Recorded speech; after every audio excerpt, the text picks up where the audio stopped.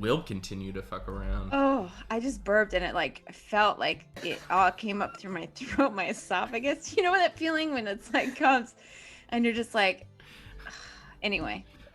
Was it the milk? Is it a milk burp? It was the milk. It was the milk I've been drinking all day. It got like, because I've been drinking like too much, you know when you like overdose on milk, that's what happens, and it just causes to reverb up into your throat. Remember, you're not supposed to have whole milk, only the 2%. I can't really tell what kind of milk's going to come out through the udder, when you're putting your mouth under. Yeah. You got to make sure you get the lactose intolerant cows.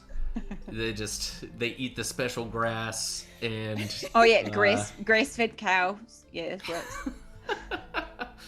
Hey, I have an idea. Let's play some badass D&D. Who's in? Bits. Gamer Shark, dude. Thanks for the bits. Right off the bat. Yes. Milk does a body good.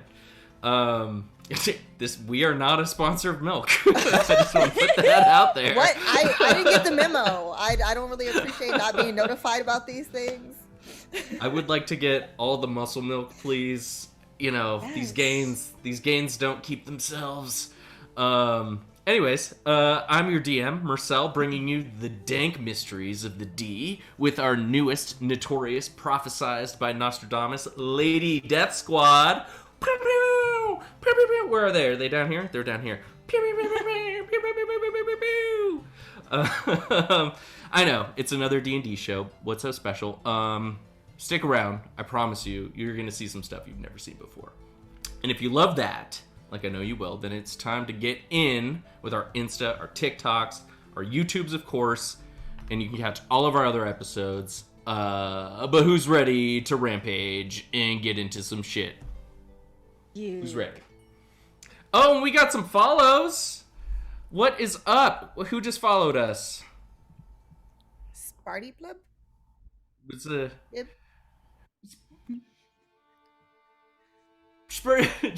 Okay, help me out. If I murdered Spurta blub. Spurta blub. What is up, Miss Amy Mack? Welcome to the club. And Mr. Hellquist, H. Hellquist, rocking that life. I know you in that life. Dude, run the janks. I gotta say, starting the show like this, always bringing the energy, bringing the noise, run the janks, Gamer Shark, what's up, new subs, fucking love you guys. And I got a very important question for all my awesome ladies down here. If you had $10,000 in real life, and you could only buy one thing, what would it be? You're asking us? I'm asking you, yeah. Oh shit. Okay. Like in real, like in IRL, like not like as our characters and stuff. Correct. $10,000. It's it. $10K. One buy.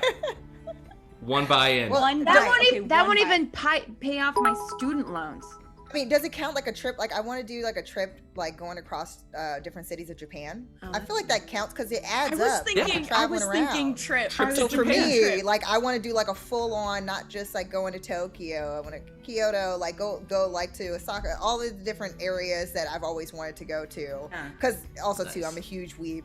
So it's just, something that's on that bucket list. So I feel like I would probably invest in a trip that I would at least have the memories for the rest of my life. I hear trip to Japan. Hell yeah, from Cord. Scarlet, Blasto, what do we got? I fuck with a trip. That's what I was thinking too. I would love to Double go trip. to Bali.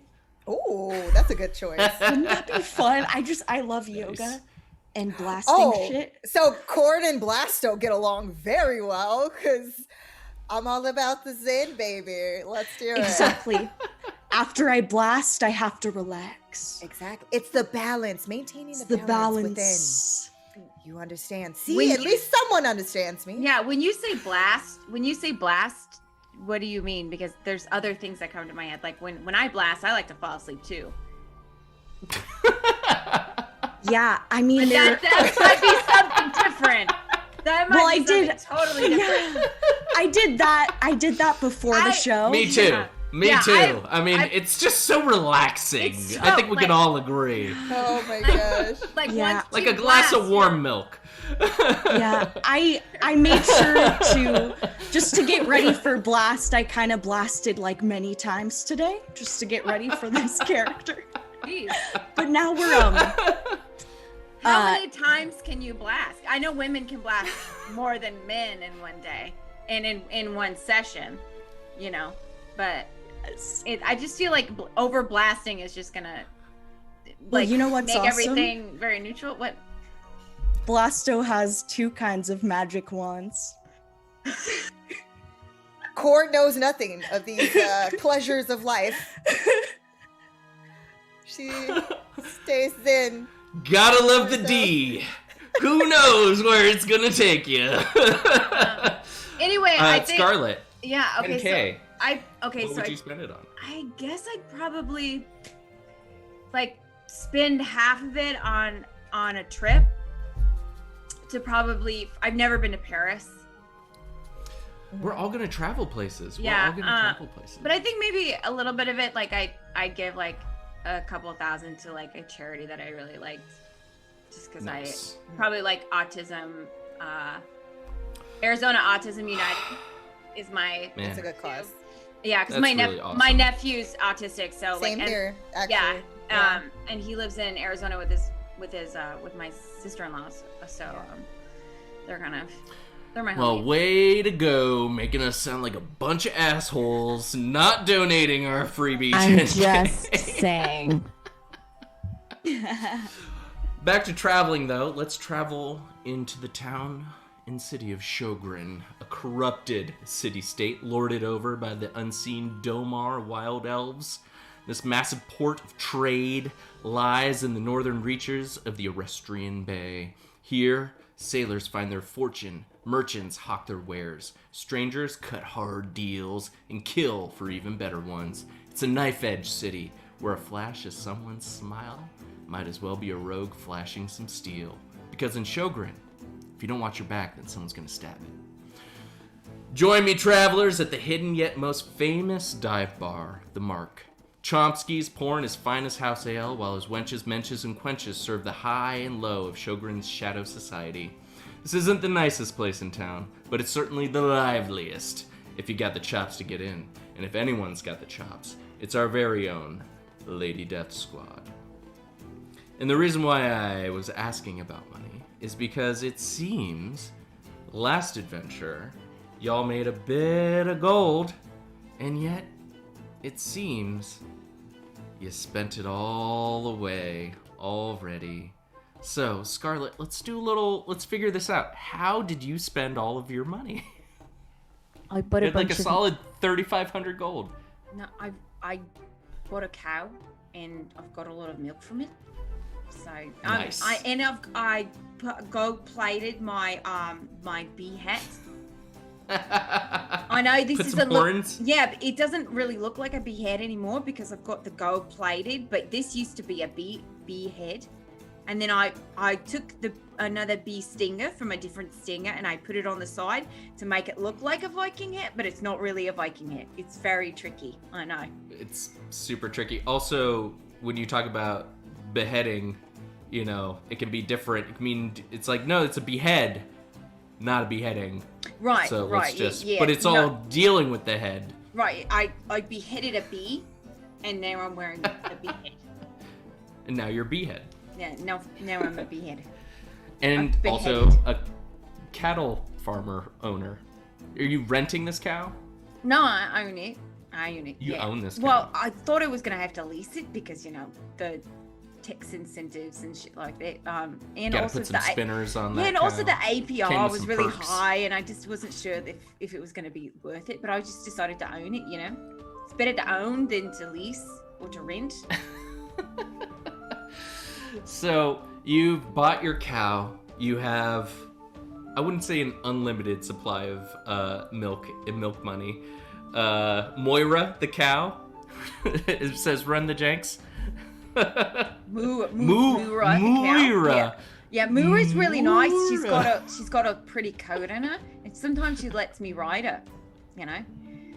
Nice. Yeah, but not in a It's always sexual way. nice. Not in a sexual way. I know that you might, your head might have gone into that direction, but not. I'm not into bestiality. It's become fully illegal since 2014. Oh man. So We're I don't all do that. so glad. No, so I don't do that anymore. I just want to let you know. See, it's not Please She allowed. left The her key word barbaric anymore. ways. Anymore. I can only drink the milk. I can't bop the milk if that was really too specific. We utterly understand what you're saying. That was a really good pun. I like that one. Let's move to Cord, shall we? Well, How did you Cord doesn't blow your believe wad? in any material things. The spiritual things are what really matter. So she actually gave her portion to the rest of the Lady Death Squad, of course, because she's more focused on what's really important in the world. Well, I know Mama definitely took a solid 1,000 gold, but there was about 2,500 that a couple of doctors took from you to let you know and give you the tip of when people were gonna pass away. Cause what's your monk ability here? It's known as the Death Touch. And you are of what clan? Way of the Long Death. The Poison Way of the Lotus. Long Death.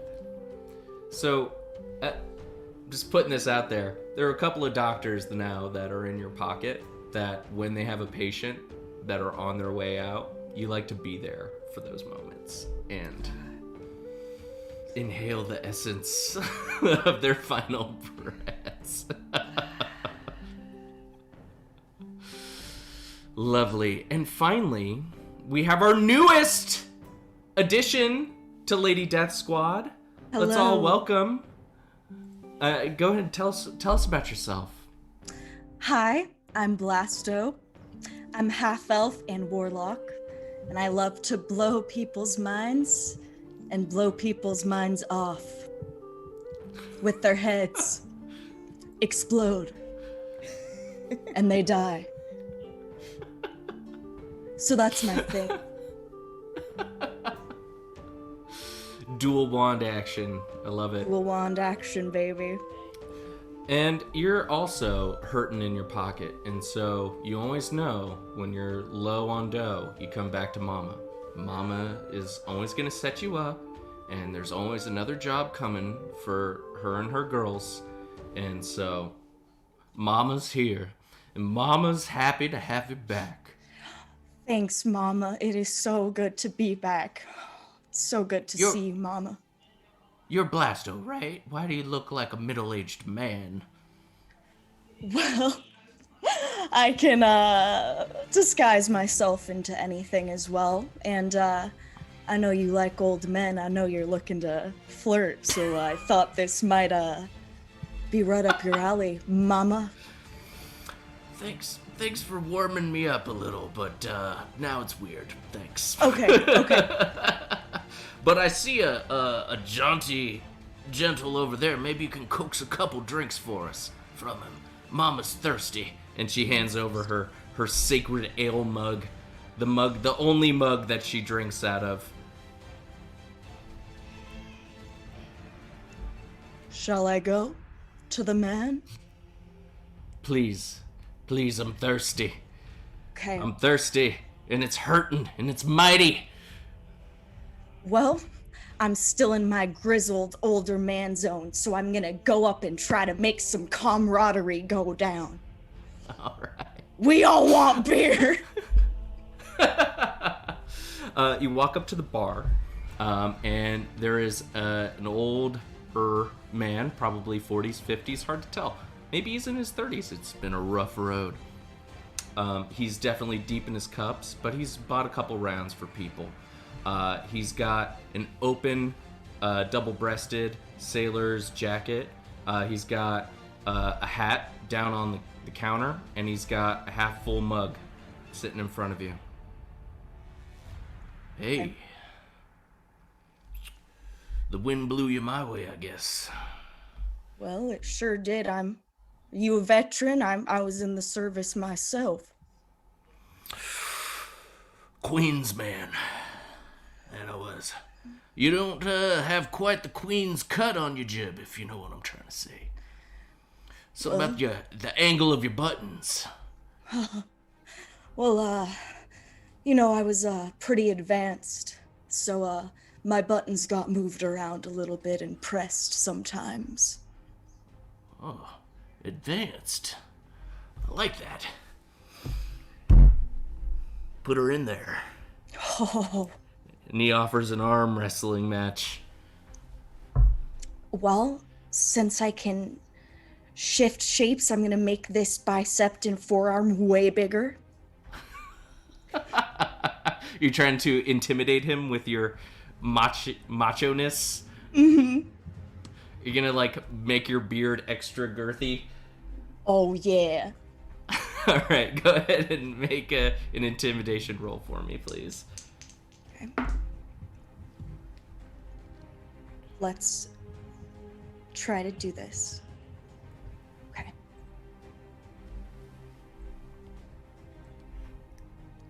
Intimidation.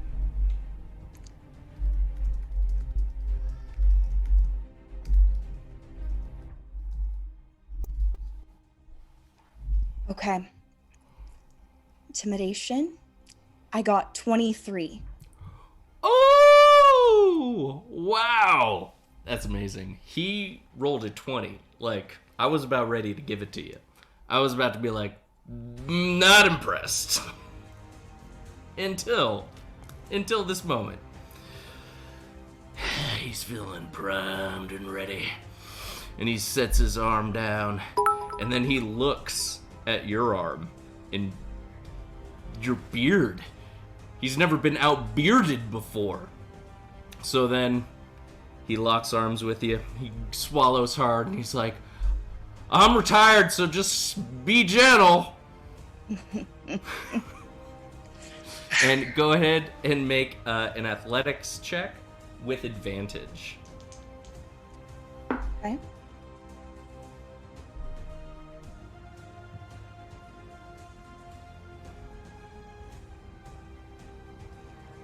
You said athletics check? Athletics check? 15. Ooh, nice. You look him in the eye, and he's looking at you in the eye. He's definitely wild-eyed and fearing, and he starts going back.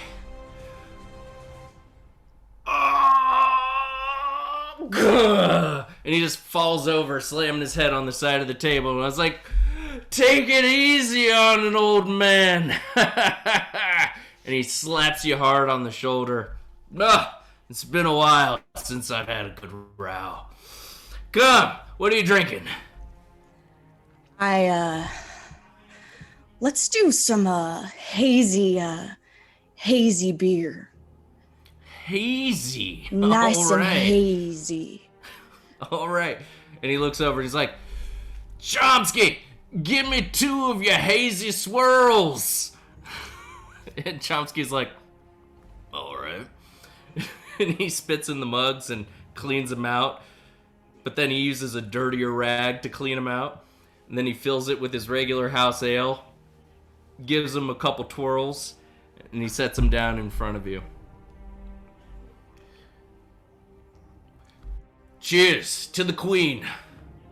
To the queen. And you guys have an ale. I like you. Salt to salt.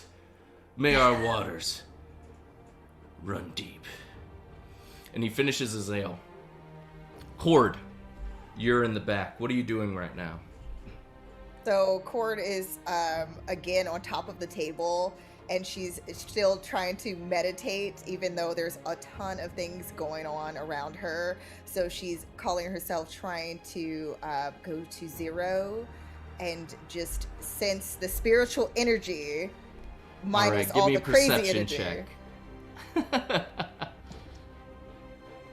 And I'll let you that have is a advantage. nat 1 because I'm that zen right now. I can't Oh my god. see. I'm John Cena of the Cenas of the Isle. Yes, You're so asleep you're awake. exactly. And you're contemplating if we're all in a simulation right now. Is this world really reality? Or is it all a dream? You actually get lost in a conversation about the scope of reality with an entirely inebriated group of elves that you're sitting on their table. And you're all contemplating, like, is there a great person in the sky? Are we all just thoughts? Are we all nothing? Are we We'll all get really into elves it. or are we just beings that have a unique feature, but yet it still matches others? And we are one with the space, with the world. I think that's nonsense. And he goes into why. And it's very, very cerebral. Which, of course, has nothing to do with Scarlet and what you're doing right now, which is probably involves the pony keg of milk that you brought with you. Oh yeah, I was also just scratching my bits because this outfit's really uncomfortable and it's a temporal zone, so it's like really hot. So your balls start to sweat. It's got a. Do you get that? Is it just me? It's fine. It's like a state of mind. Dude, Miss Amy Mack, thank you for the bits. Loving them bits. Yeah. So I'm definitely drinking some milk out of my beer hat.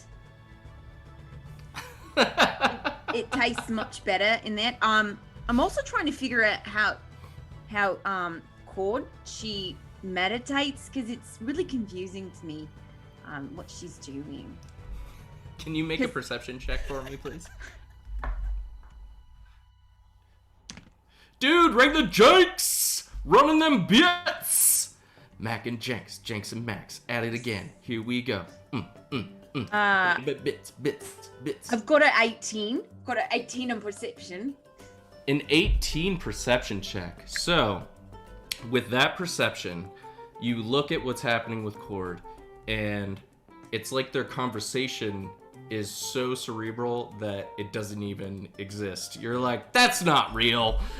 And you look ahead into the crowd, and you see a man run in through the front of the bar, and he looks around like he's terrified. And then he jumps into a crowd of sailors. And just before he jumps into a crowd of sailors, he looks at you, Scarlet, and he squints and his eyes open wide with recognition. And then he looks back at the door, and then he jumps into the crowd of dancing sailors. Do I recognize him? Make a intelligence check. I will do that. I'm gonna roll my. Oh, I got another 14. Intelligence.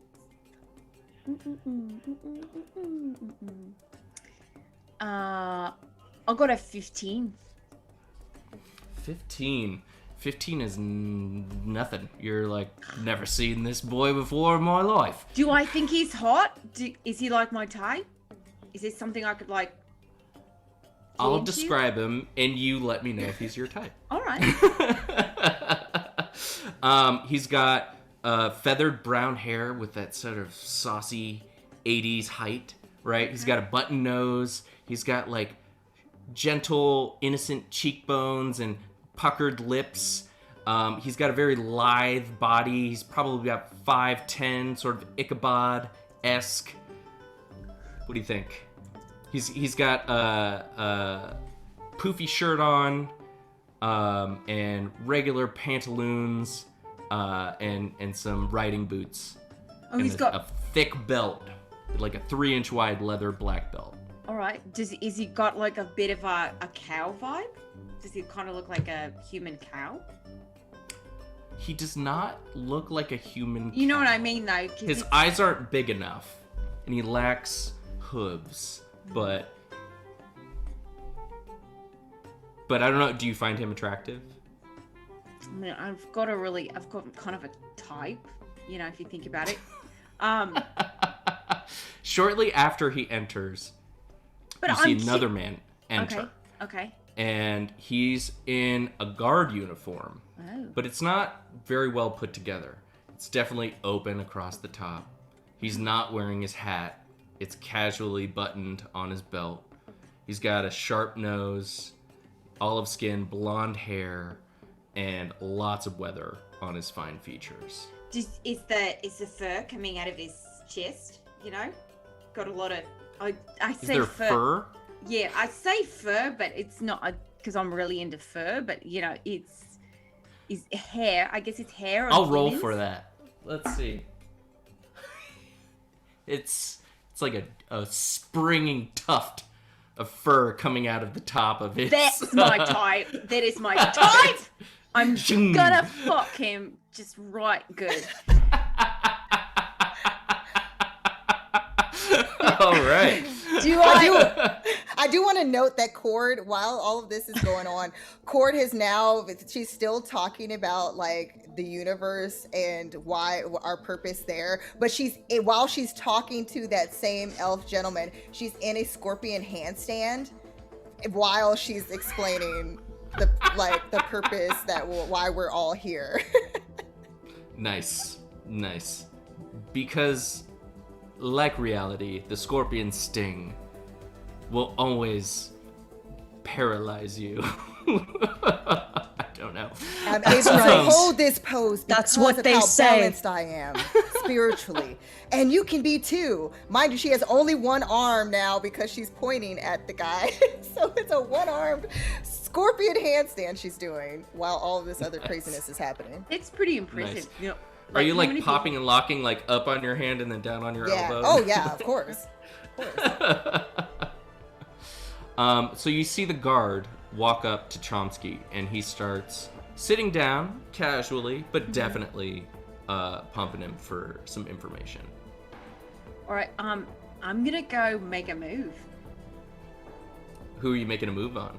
The first guy let's that be ran honest. in? No, the second guy.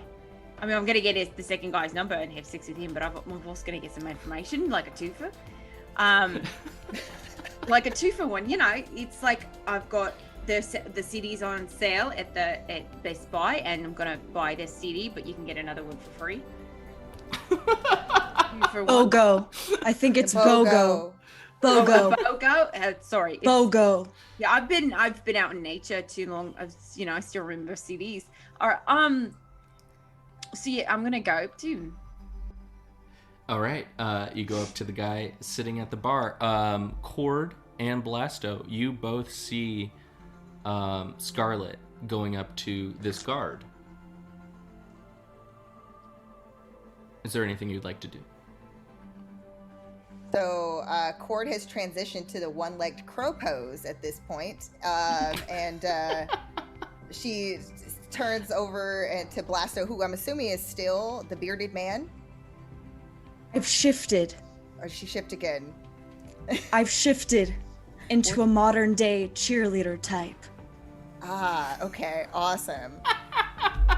Yes.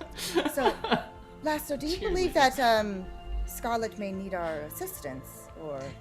Yes. Okay, so we should probably then follow her and the multiple gentlemen that she's following. Oh, I am gonna cheer her on so good. So Cord basically goes from the crow pose into a handstand and basically flips off the table, and then behind Blasto goes to follow. And I catch you in a basket cheer grip. Oh, there we go. You do your foot. Boom. Ready? Okay. Oh, well, teamwork makes the dream work. I like that. I like that a lot. All right, Scarlet. So you go up to the guard sitting at the bar, and your teammates like wing up behind you, and you just Yeah, like feel... Charlie's Angels. Yeah. You're like, oh, I got this, and then you doubly got this with your wing women in the background rocking the scene. You see the guy sitting at the bar, he's kind of squinting, chuckling at Chomsky. Yeah, that's what I told them too.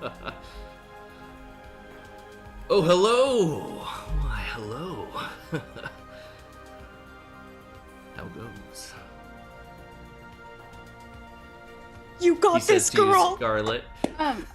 Look, I don't really do this. I've got a bit of a tough exterior, but like a really soft interior, if that means anything. But I think you're really good looking, and I'd like to fuck you if you've got time. Him. That too Fuck him. aggressive. I'm not really sure how this works. I don't really do this very often. I don't partake in those carnal pleasures, but I heard that she's very skilled at what she does. I like your fur a lot. You see his eyebrows just kind of go all the way up to the top of his head. And I've taught her yoga, back. so she's very flexible. Yeah, I've been studying yoga lately. I'm very flexible. Gamer Shark, thanks for the bits. You see the guard lead back. Yeah. In his chair, his eyebrows way up. You see something in his brain is just trying to process what is happening. And then he just kicks the stool out your direction, and he's like, well, why don't you tell me your name first? Oh my god, you like to kick things too. That's so hot. You have no idea. I really like to kick They don't doors. just give this uniform to anyone, if you know what I'm trying to say. Yeah, no. It would look better on my floor. Honestly. The girl. What did you ask me? I'm sorry, I'm so nervous right now. Do you want to tell me your name? Oh, it's Scarlet. That's it. That's my name. Scarheart, am I right? Yeah. I think I've heard of you. You and your band of merry, deadly ladies.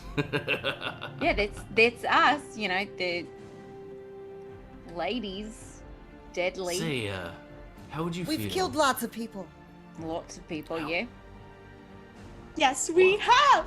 We haven't killed I'm children, just- though, just to clarify. We've never killed children. That's just not good, right? Or any cows, because cows should be respected. No, most of the people have deserved what's coming to them. Yeah, they're We really bring bad balance, people. I'd Yeah, like to say. we're like the Dexters of this world. You know, I don't know if you know Dexters, but he kills. Anyway, they were like them. The Dixters. Y- Not you know, familiar with that one. It's fine. He kills really bad people, but he's a serial killer. It's fine. It's a really great show. I don't know if you've I seen like it. to compare it to yin and yang. If there's life, there must be death. Oh, I like And that. we are That's just really the good. bringers of that death. Yes, we're just but like a soft swift in the nuts kick death. And if someone like is an an empty asshole, pocket and a full pocket, Feels- right? One full of gold and one's empty.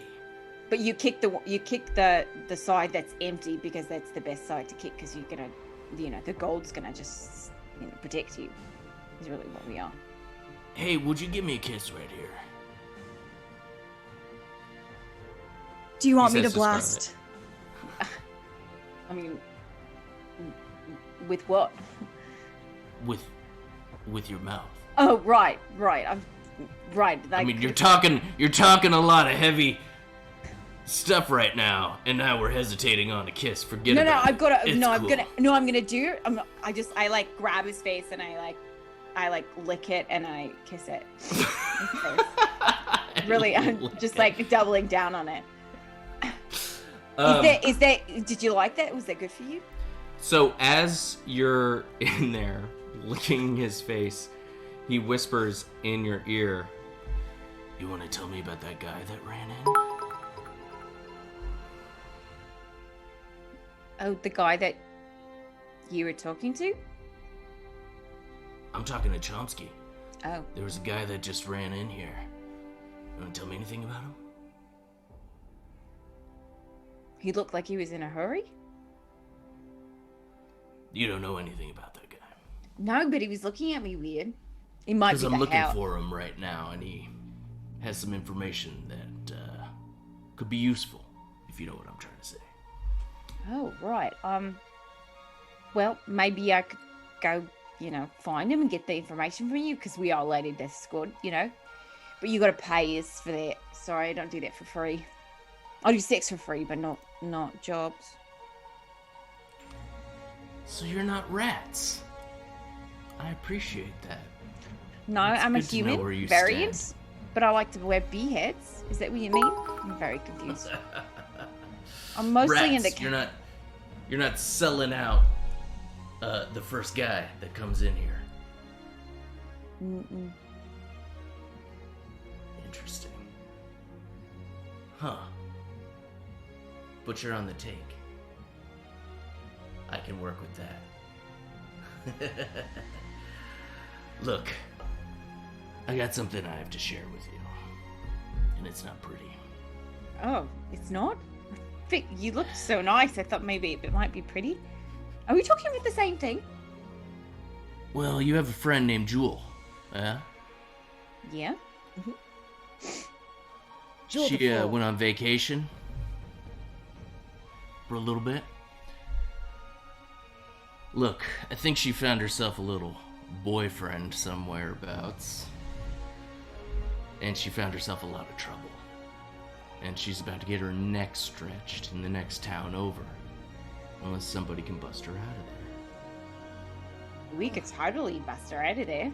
That's all. Oh, yeah. We have to.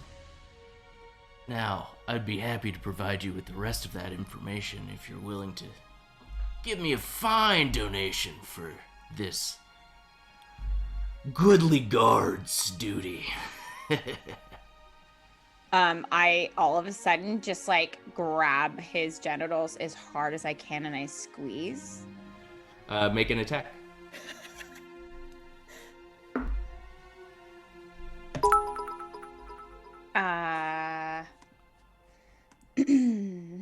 Actually, it's a grapple. You're trying to do a grapple? Not a melee, an arm strike.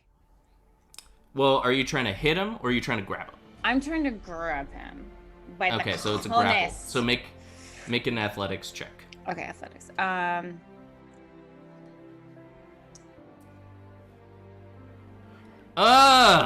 Amy Mac! Gamer Shark! Go in the other room! Dropping them bits! I got an unnatural. And we got a high train! You got a natural 20? Okay. Unnatural 20. Unnatural. An Dirty 20. Dirty 20. Unnatural. Dirty 20. Let's go dirty 20, because unnatural. You can really It's a drop dirty the un. But first, I gotta just acknowledge the bits! Got to acknowledge the bits! And we got our boy Kenzo in the house dropping some bits. Thanks for the bits, Kenzo! Kinzali! What's up? What? Hey, Ivan. Kenzo! Hey, Kenzo! Run the Janks! Oh my goodness. Thank you so much. Thank you so much. Amy Mac once more into the breach, dear friend. Them bits are dropping like it's hot. Good, Argus! All right, Argus so is in the did I grab him? Because I rolled that dirty 20 and I just really think You rolled the precise dirty amount of 20 to Okay. grab him right So I've between got the taint. I've got It's like him- a bowling yeah. ball. Yeah, no. When she does that, just- Cord's gonna lean into the guy and she's gonna say, "You know, if I did that, it would have fallen off." And then she leans back. And Blasto, as she grabs his genitals, Blasto is cheering her on with her pom-poms. So proud, grab that dick. So I grab his, I grab his cojones and his balls like in one hand, and I like lean in a little bit, and I'm like, look, you might be really cute, I might want to fuck you, but you're gonna give me that information without me giving you any money, are you right? Because that's how this is gonna go. And God, you smell good. Sorry, distracted. That's all. It's cedar bark. I rub it on every morning. Oh, it's really nice. It feels really good. Wait, me. Stop a second. No, I'm not gonna stop until you tell me where my friend is. God, you smell so good. What is this cedar? Where did you get it? That's not how it works. Oh, it's just sorry. Tit for tat. And I squeeze harder. Okay. Why don't you roll 1d4 and add your strength bonus for damage? I assume you're trying to inflict pain. Yeah. A la the nerds. 3 points of damage. There you go. And that was with your strength bonus? Oh, I just rolled the +4 or the D4 with my strength. A d4. Mm-hmm. Yeah, because. Do you want me to add like my saving throw? +6. Your strength bonus is plus +4. Sorry. So it would be 7. It'd be 7 points of nard damage.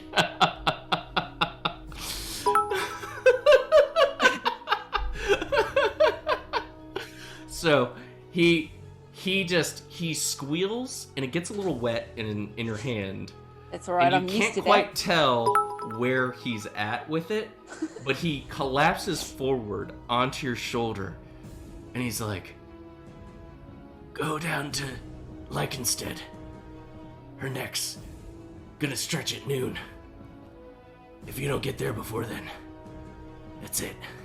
You're gonna have to go through the Gallows Wood is the only way there, which is through the Gallows Gate. Remember who helped you out." Oh, God.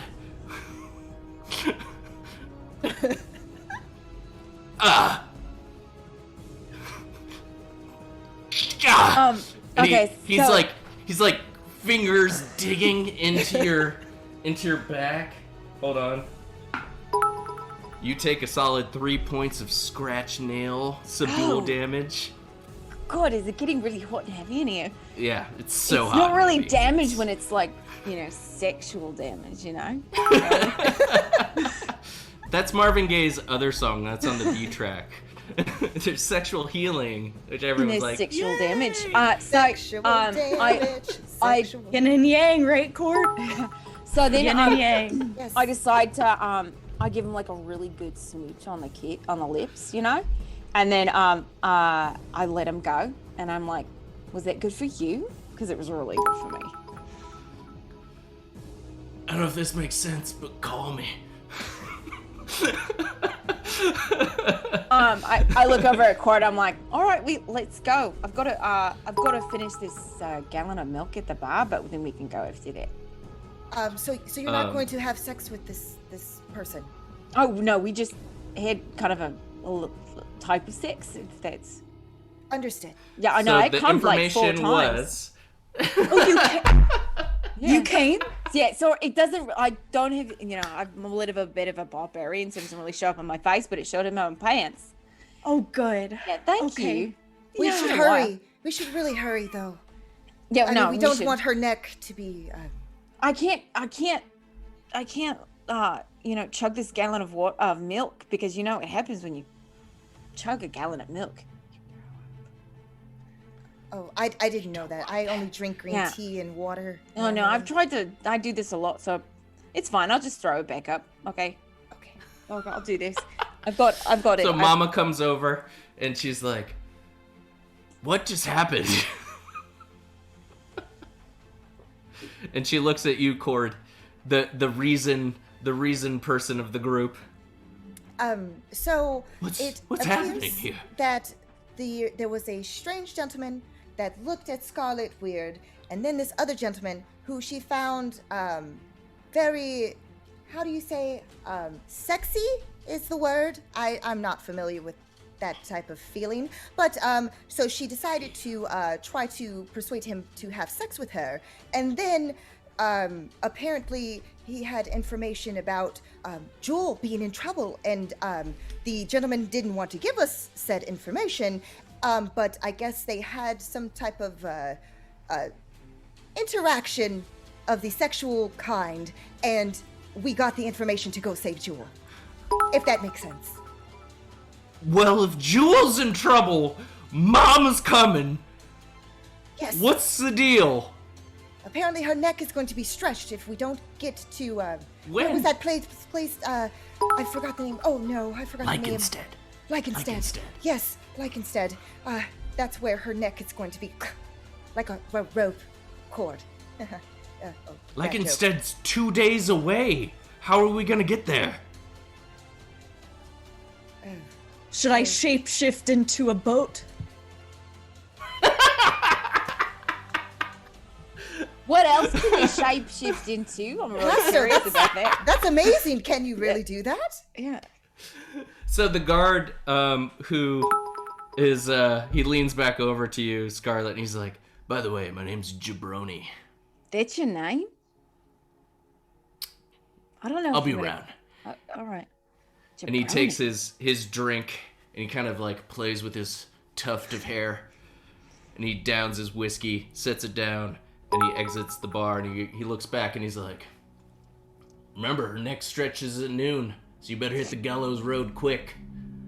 Then he leaves. I get like a little whiff of his cologne as he walks by, and I like. Make a survival check. You don't get that for free.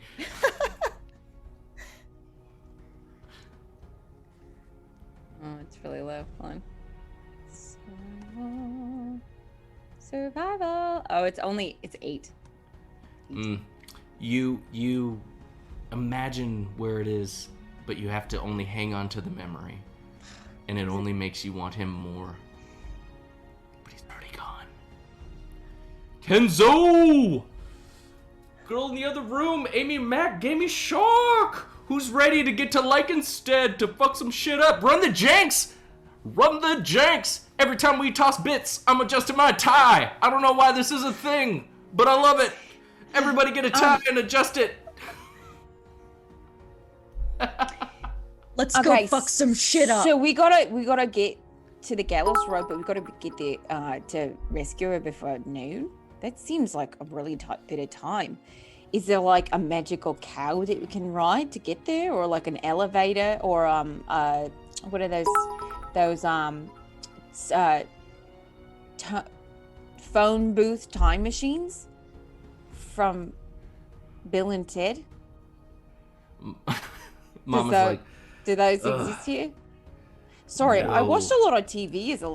where do you come up with these things? Oh, Blasto Ever can since turn I've into known you. a large bird of some sort or something. She Yeah, can like a look bird? like a large bird, but she's not really a large bird. Yeah, but That's when you not turn- how it works. No, but when you shapeshift into a boat, you can still like hold people in the boat and still float. Look, Sorry, girls. I don't do any type of the magics that Blasto is talented with. I have to Well, lay it to you Cord- straight. You gotta get to the gallows wood. It's the only way to get to Lycanstead from here, and if we don't go now, there's no way we're gonna make it by tomorrow. Cord, Come on. your yoga practice has really inspired me to do many chaturangas in a row. I think my arms might be strong enough to be wings and fly us there as a bird. Oh, that's Yeah, I fantastic. really like her positive attitude. I really like this new girl. Can like that the work? yoga. Can we like fly over there? Is that a thing? Can we make it a You thing? guys cannot fly over there.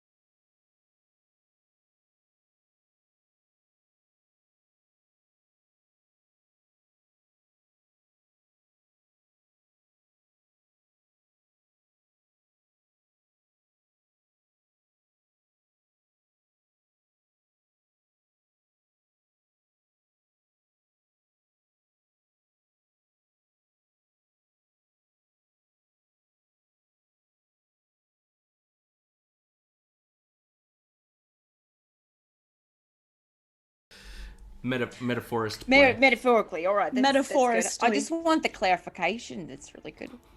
It's a whole different kind of ranger class. Yeah, no, but we'll get there. Yeah, it's just a question. It's a land. What is it? Your chosen land. Terrain, chosen terrain. So the gallows wood, you guys enter, I assume. Mm-hmm.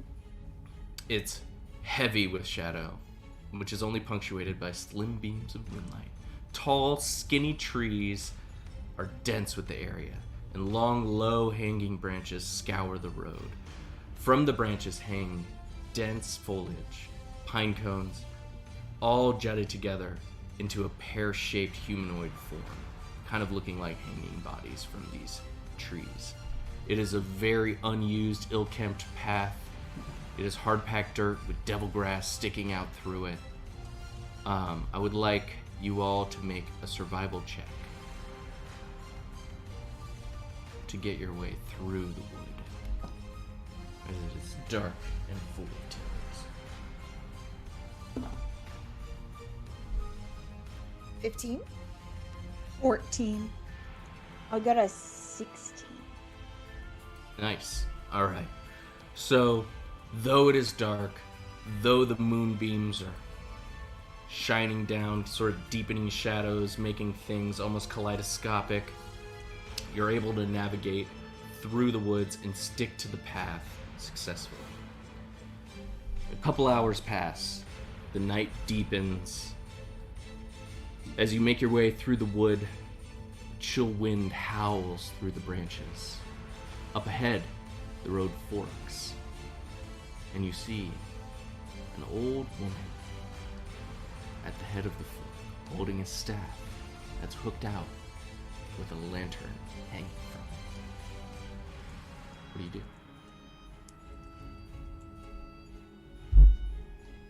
Word's I'm gonna gonna- say, "Oh, hello.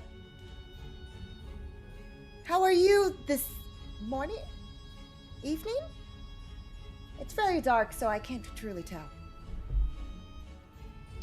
You're about 100 feet away.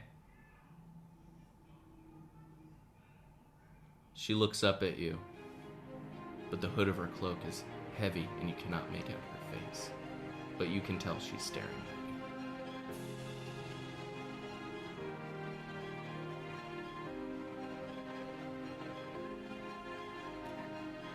Do you think she speaks another language? Should we try speaking to her in Gnomish? Elvish? Ladies, I'm very hesitant because she's, an old woman. But what needs to be done to get Jewel needs to be done, and I could easily blast her head off if you want me to. Would that be We're too supposed to violent? respect our elders who Ah, came before us. Remember?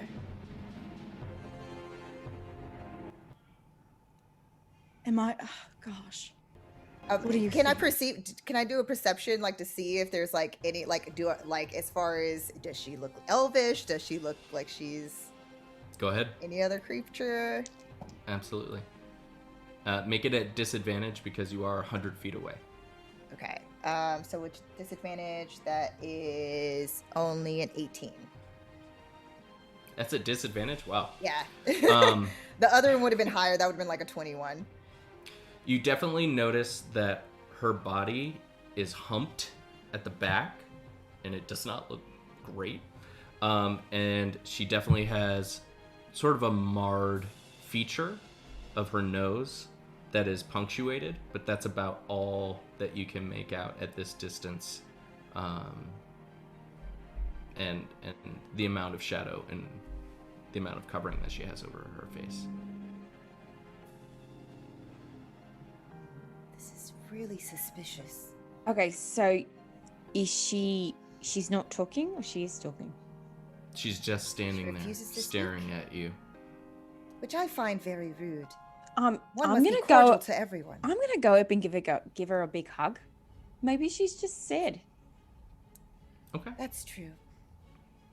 You know Do you guys what? join her? Yes. Yes. All right. As you guys approach, about 30 feet away, she lets out a terrifying scream. Everybody make will saves.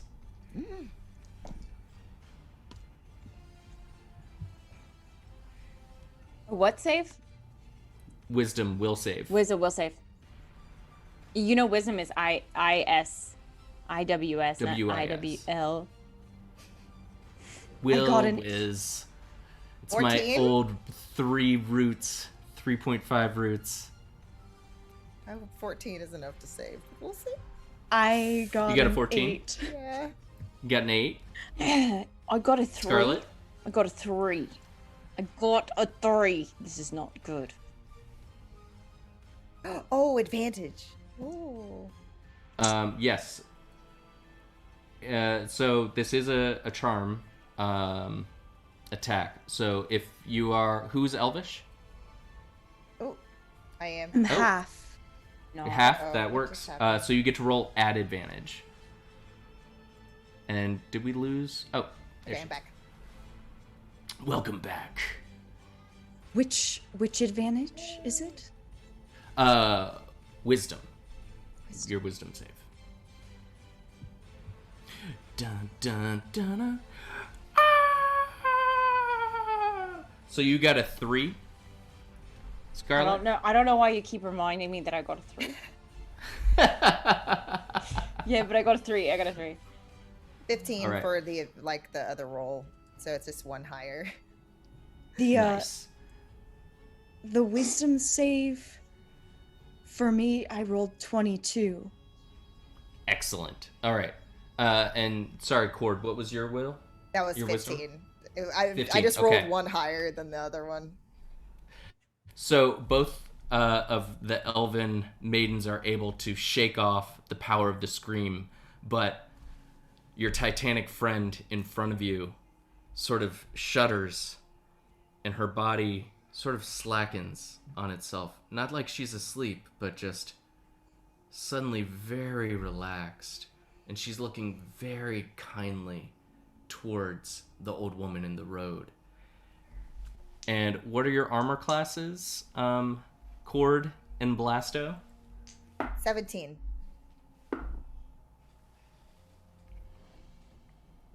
Where is that?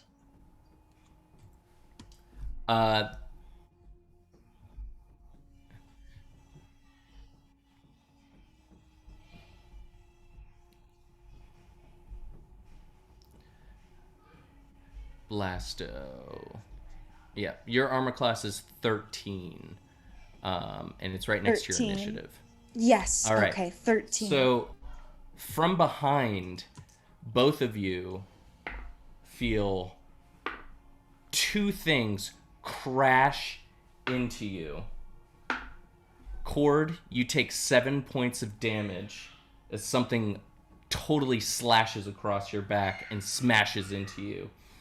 Blasto, you take 6 points of slashing damage as something crashes into you. Everybody roll initiative.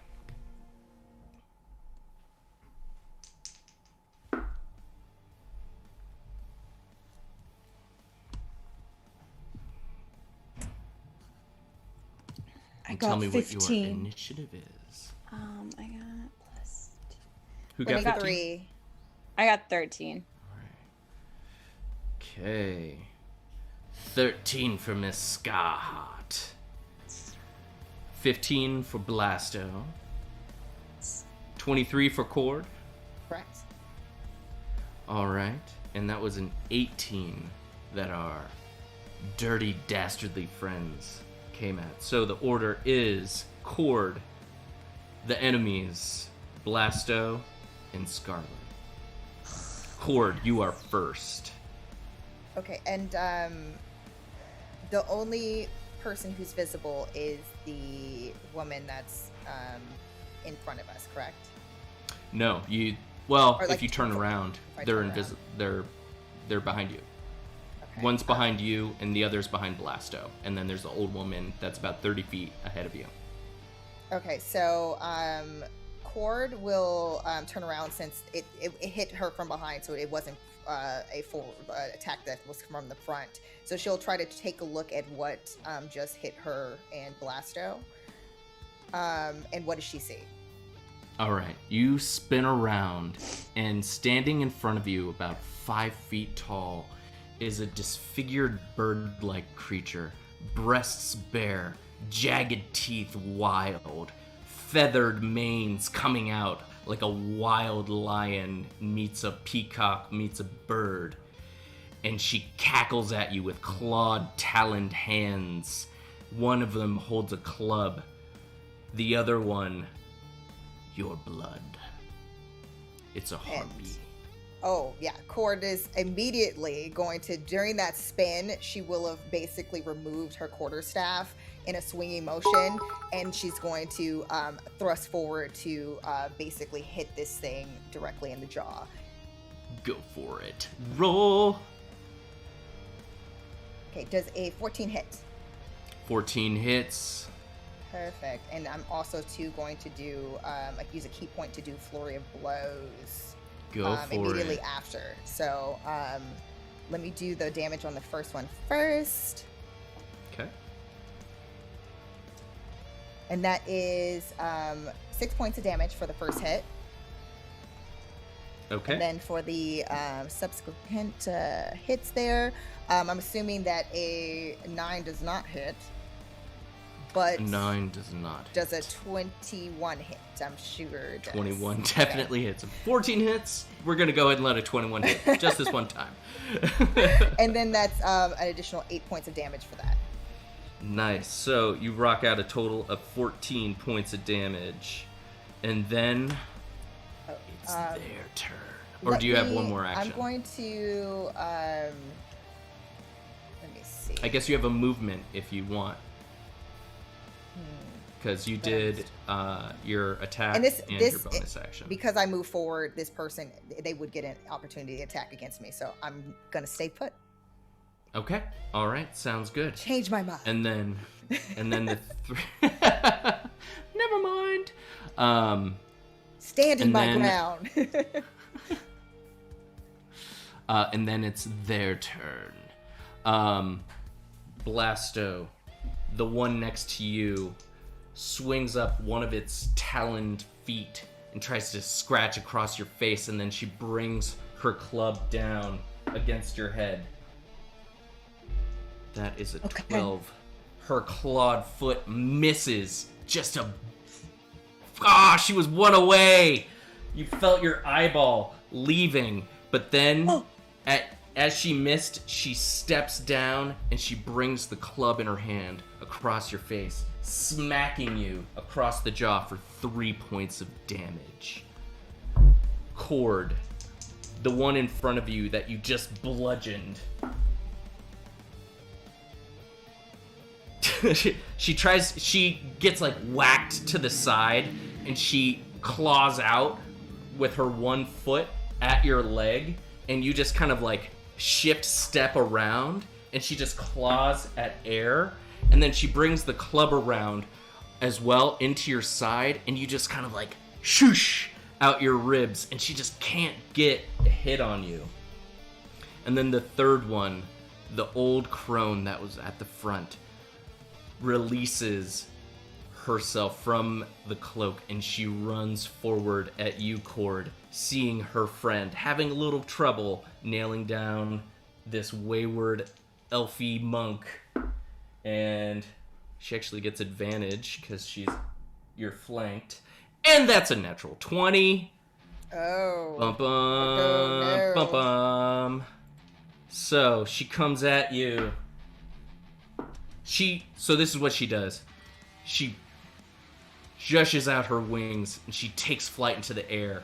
And as you're distracted with the one that was behind you, she takes advantage and attacks your back, doing 12 plus 3, 14 points of damage. And I am down. You're out? Yes. Oh, snap.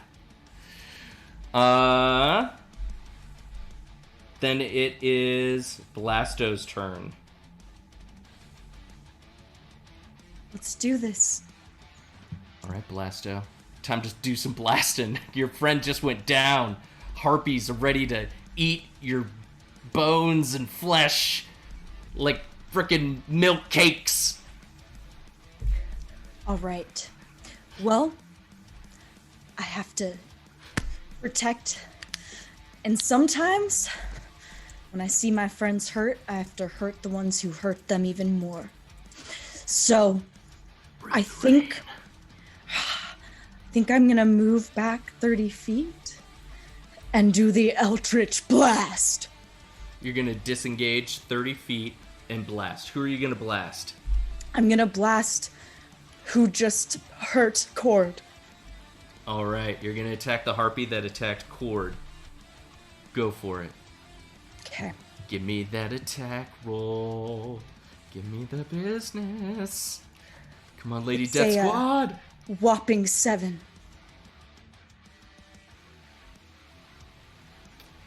Does she get advantage right now?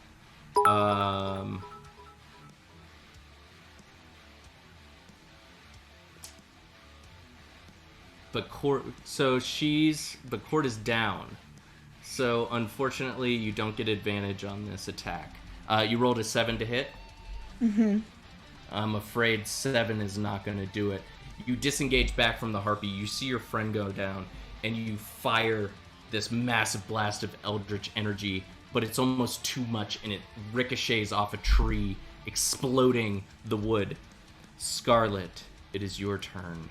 Please make a wisdom save.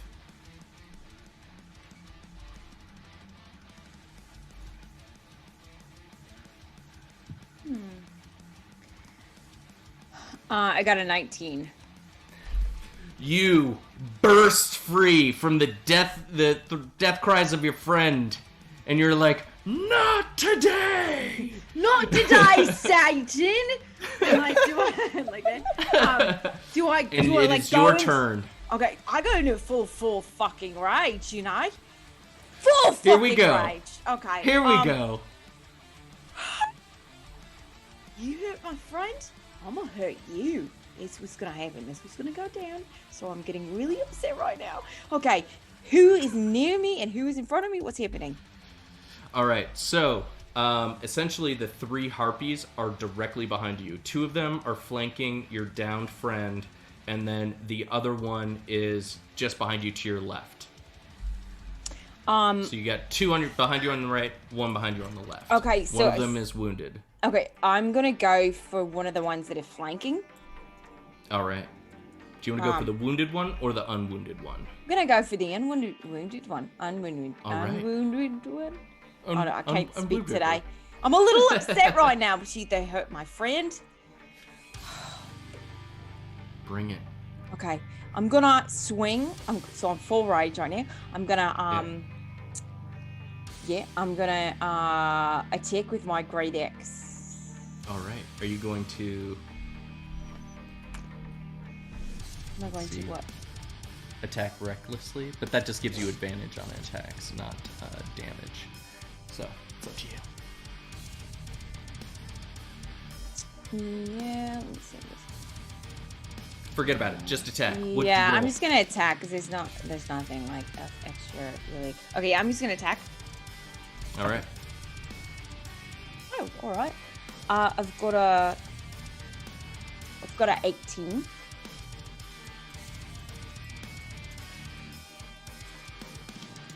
Did that hit? I'm waiting. No. Yes. Oh, 14? 14, No, yes. That totally hits. I got an 18. I got an 18. Well, then an 18 hits plus 4 more. All right. Let's roll some damage. I'm gonna roll some damage. Gotta get my 12. Here we go. Can I do this?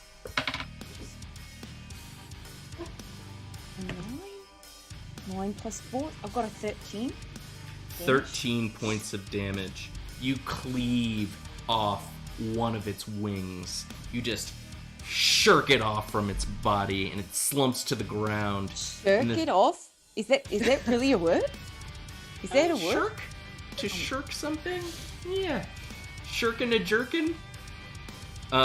It is, but it turns and it looks at you with fear in its eyes and very, very upset.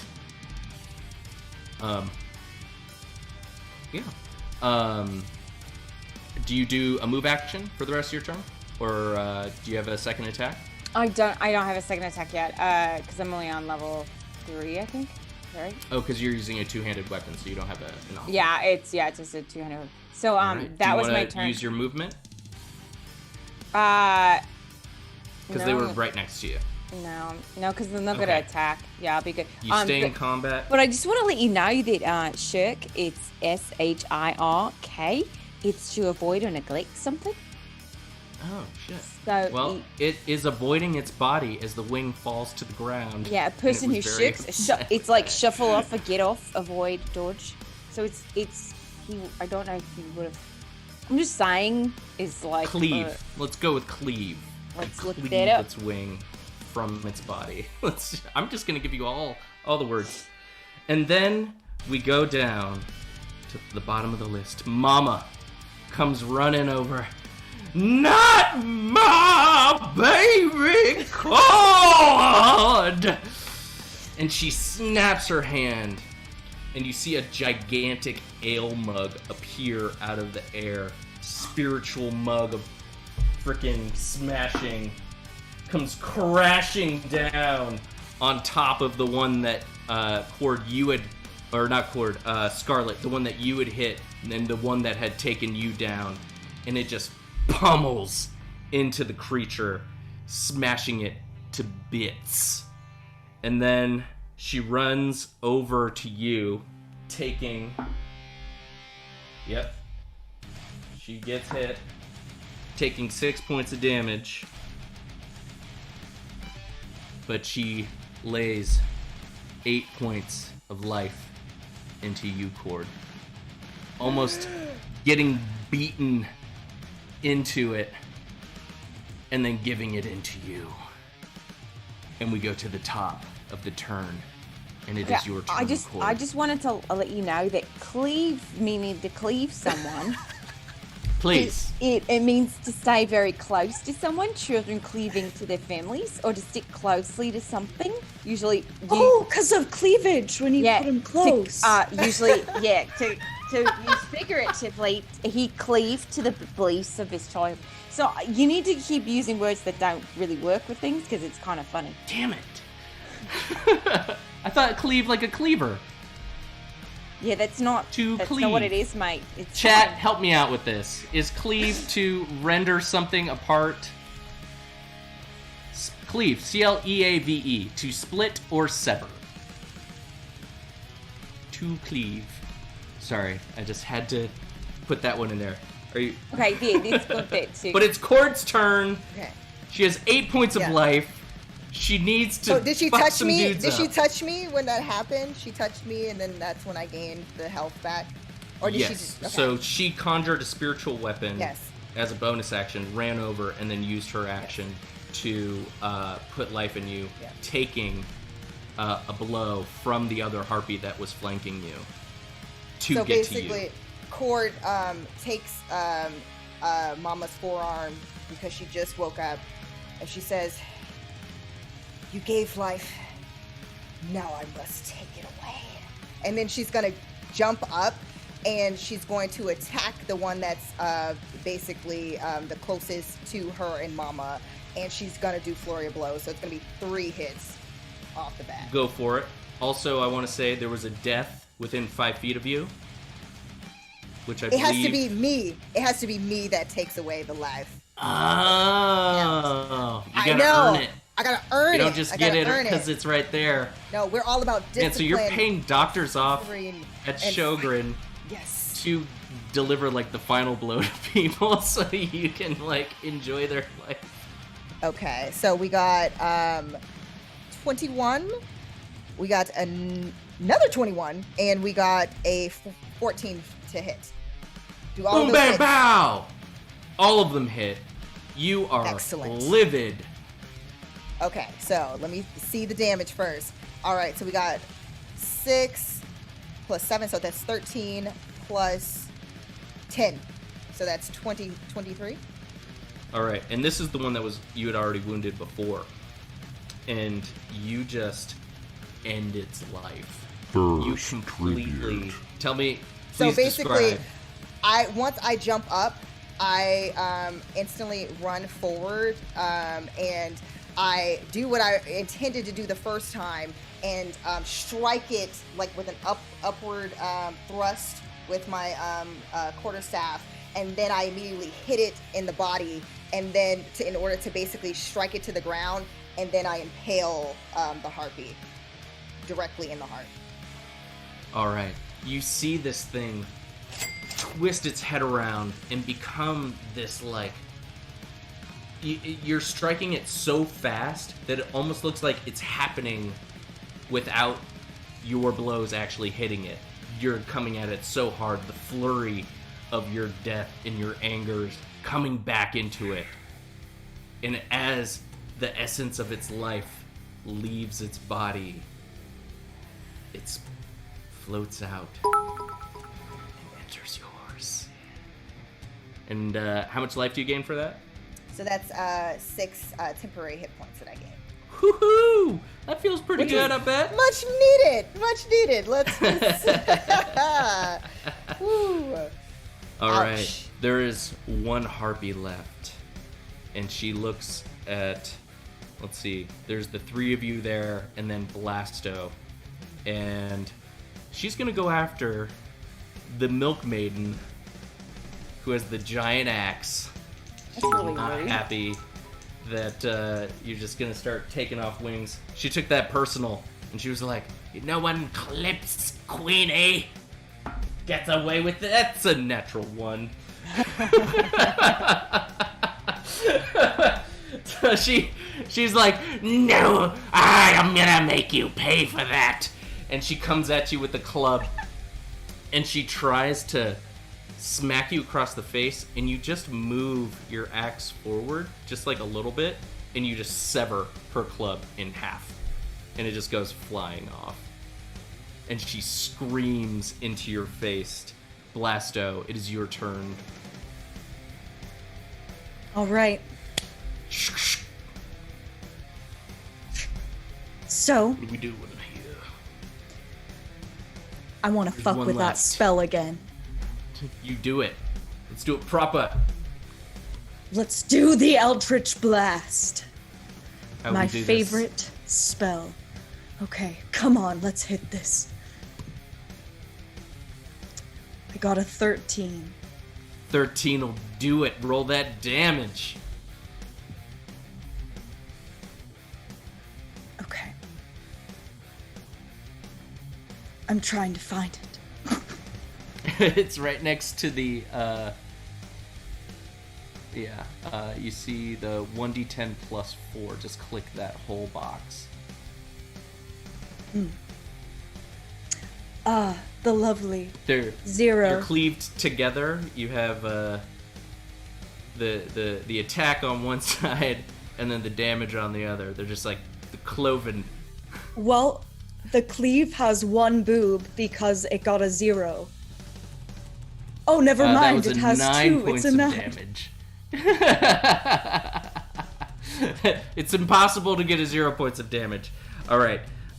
You shoot your Eldritch Blast. This green ball of energy flies into it and bursts across his face, leaving these burn, scorch marks. And she screams in pain. Scarheart, it is your turn. There's one left. Yeah, I'm gonna go if you're hurt. I'm gonna get that done. Reasonable. for us. Reasonable. Yeah. I'm still raging, just FYI. Solid. Good to know. Excellent. All right, let's see. And, Oh my and God, as you're it's- raging, do you think of like cows mooing? Like, do you have a call? No, when I'm raging, when I'm really upset, like I think about like someone taking my milk away and how pissed off I would be, you know, or them like That would do it. trying to take my mood. What do we name her? What do we name our cow? Muria? Muria? Like, if Muria? someone tried Maria. to steal... Not... Yeah. If someone tried to steal my Muria, you know? I'd be fucking pissed. I'd be so pissed. Anyway, it's, that's what I'm thinking about.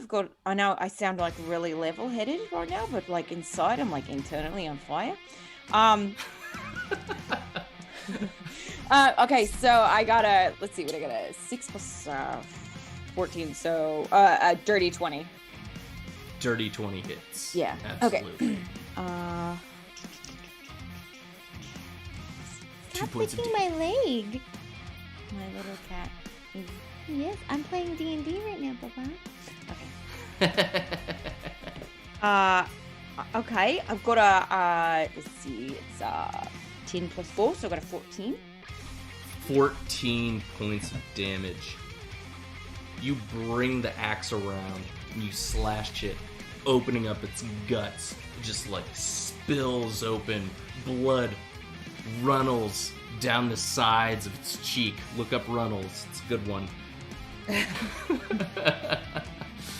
And Mama, she stands up and she's like, "You hurt my babies.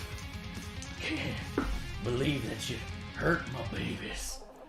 And you see the giant floating ale mug kind of come over and bash into the side of the creature. Does some damage, but it's sort of a glancing blow. But it's definitely staggered as the 4 of you all close in on this near-death heartbeat. Cord. Bring it. Oh, I'm gonna bring it. Alright. I'm assuming that a 22 is going to hit, and a Fair assumption. 15 as a bonus action just in case my first hit does not hit the 1, 2. Okay. Is 8 enough? 8 is enough. Please. Please slaughter this beast. Tell us how. Okay, so I just want to know if if she's further enough, or is it it's not the lady that's still up, that's who's still up of the enemies. Who? Of the This is the enemies? last one. The last one. Okay. Yeah. What's the distance?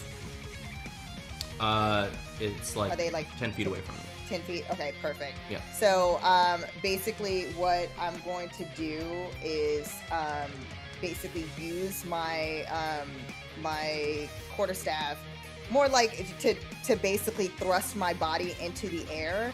And basically I'm going to, do a flip in the air to basically impale the enemy in the face with the force of that, that momentum going down to the ground.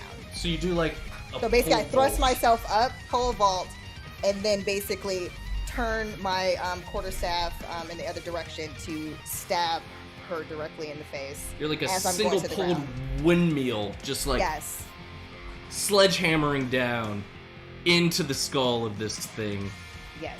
Its head explodes. Its head just explodes out as your stab completely obliterates any remains of life in this creature. And I basically, with the momentum, I basically spin it over my head to sling the blood off of it, to place it back behind me as I'm absorbing the life force. Nice. From the enemy. The harpy stands almost as if you planted its feet in the ground because you hit it so hard with that impact. And it doesn't know that it's dead yet, as its chicken legs start like running around, and it goes off into the woods, hitting against trees as its headless body continues on into the gallows. Is there like blood spitting out from the neck? Oh yeah, so much blood. It's just like a goddamn fountain. It's like Sleepy Hollow. The Is it? Tim Burton version. you Did ever that see happen that? in Sleep It? Oh yeah, It's been a long time. yeah. In that version, like there's like headless people and like blood spurting out. It's funny. It's supposed to be funny, but you know, it's not as funny as this. Isn't as funny as the Tim Burton version because it's more real. Mama starts laughing. She's like,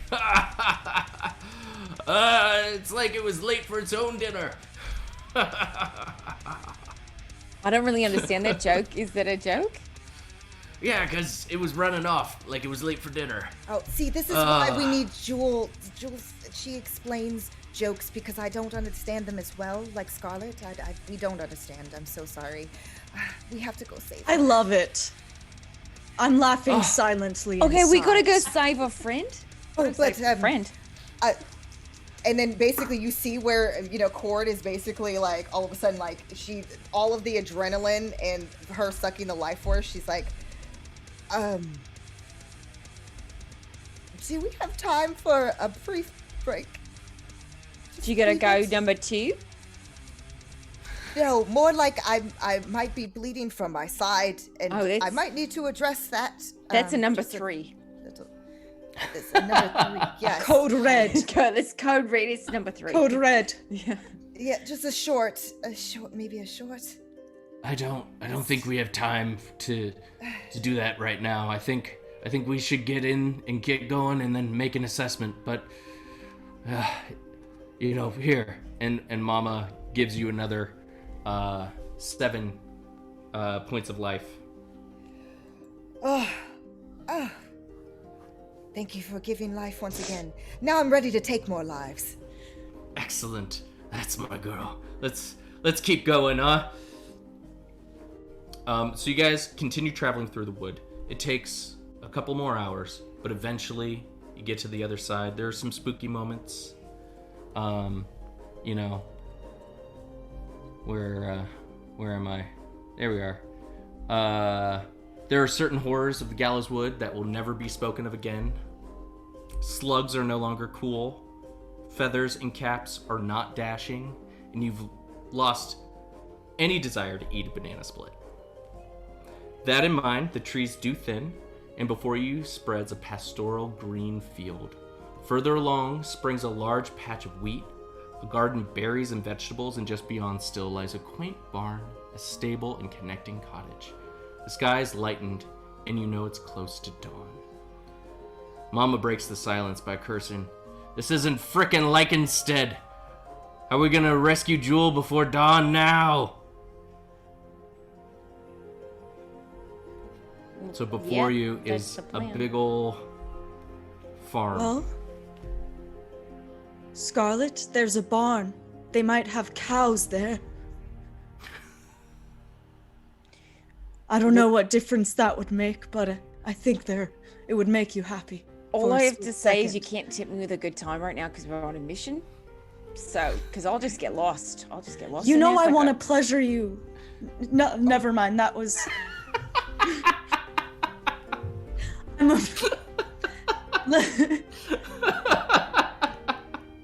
I think there'll be time for plenty of your sex parties later. But we should probably focus. Okay. I put a spell on you, that's all. Noted.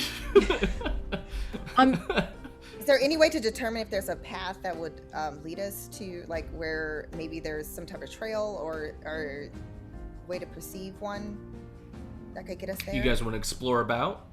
Yes, for sure. Okay.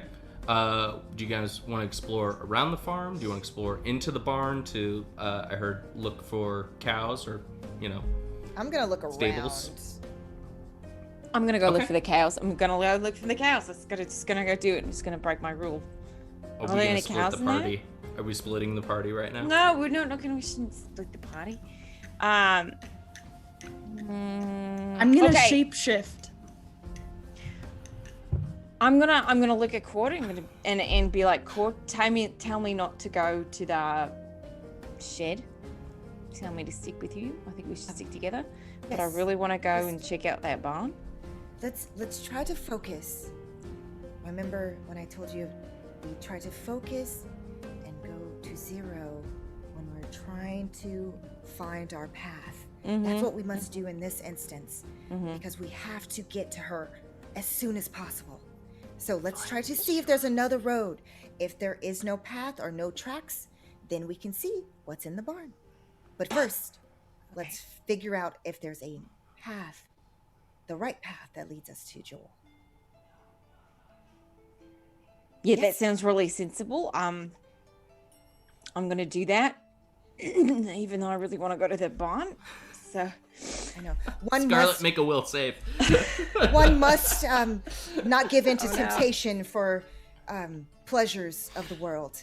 So stay focused. Wisdom save. I keep saying will save. I actually got a 15. So All right. So I think all that yoga is really helping. I told you, it works. Yeah, yoga. I promise to get into it one day. Who wants to, Cord, why don't you make a survival check since you're circling about?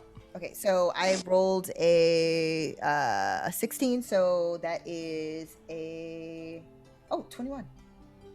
21, survival. Nice. So you circle around the garden and you make it to the front of the cottage, where you do see on the other side, blocked by the buildings, another path leading onward. On the porch, you see a man with about 4 children. Some kind of pop their heads in and out of the windows. They're all wearing very simple homespun clothes. They look passed down, well worn. And he leans on the porch, looking all out at you guys, and he's like, "Oh, good morning, strangers. How are we today? Anything good old McGillicuddy can do for a couple of friends on this excellent, beautiful morning as I tend to my orphan children on my own self-sufficient farm?" I would like to roll perception on that, or like insight to see. Insight? Yeah, go for it. There's something shifty about this guy. I don't know why. But that's only an 11, so I don't know if that even gets me anything. He has orphan children. He is welcoming you on this beautiful morning. He seems excited to start his work for the day and to meet new people. He seems very excited to meet new people. What brings y'all out to Farmer McGillicuddy's here? Well, we are in search of our friend who is in dire need of help because her neck is going to be stretched soon. So we're trying to make sure that we hunt down the people who took her and distinguish them from this earth. Ooh, stretching necks. That can't be good. That can't be good. She's a good friend. I take it. Yes, very good friend. Whereabouts are y'all traveling to right now? Lickety split. I can. I'm not good with town names. Lycan. There we go. Yes. See, I'm not good with town Lycanstead. names. Lycanstead. Yes. You're just a stone's throw away. Now, about 2 hours down that path, you'll get right there. But if you need, sounds like you're in a hurry. Do you need to borrow my horses? That would be Yes. very It kind would of be you, really yes. great. What do you want for them? I want the kindness paying it forward. I'm a simple man with simple rules, and that's to help friends indeed. Were you ever a part of a monastery before? Not that I can recall. You speak like a wise monk, I know. It was just the path. If there was anybody that was ever wiser than me, it was my dead wife, who said, "If you want to continue loving me even though I'm dying, you keep passing that forward to everyone that you meet." And that's how Is that what she said in those words? Those are interesting. I mean, it was more or less. Okay. I had to sum it up. But I carry her in my heart forever. Hey, come on with Farmer McGillicuddy here. Come on. Chet, Smith, Billy. And you see 7, 8, 12-year-olds, all of them, just like a whole pack of kids just come rolling out. We're like, we're gonna saddle up the kids, eh? And he walks around back to the stables on the other side. Do you guys follow? Yes. Yeah. All right. You guys make it around to the stables, and there you see our 6 beautiful horses, all very well taken care of, whinnying in the morning mist. And he goes, 4? I see 4 horses. You gonna bring them back when you're done? Of course. Yes. Wow, that is all I need is your word. Go on, saddle up. This here's Missy. Sissy. Howdy. And that's Leafa. And that one over there is Splits. Very strange names. Very interesting. Well, the kids named them.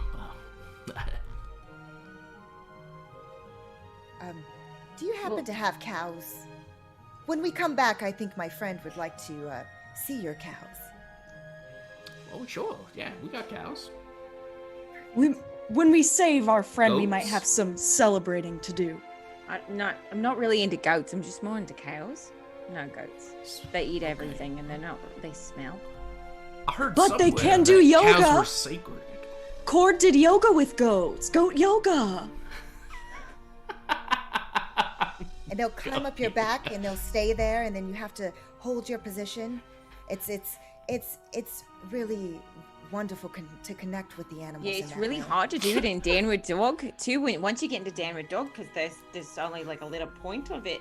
Exactly. So because the hooves like dig into the back of your, which I really like it when the hooves dig in, because it's sexually it really turns me on. But then I'm like, I'm not a goat person, I'm a cow person, so it's very confusing for me mentally.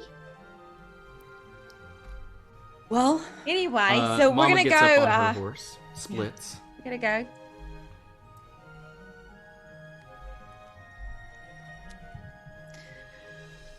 There was one named Sissy. I'm gonna get on Sissy. Yes. Because we're There gonna was one Sissy named- that walk. Yeah. I want to get it on was- splits.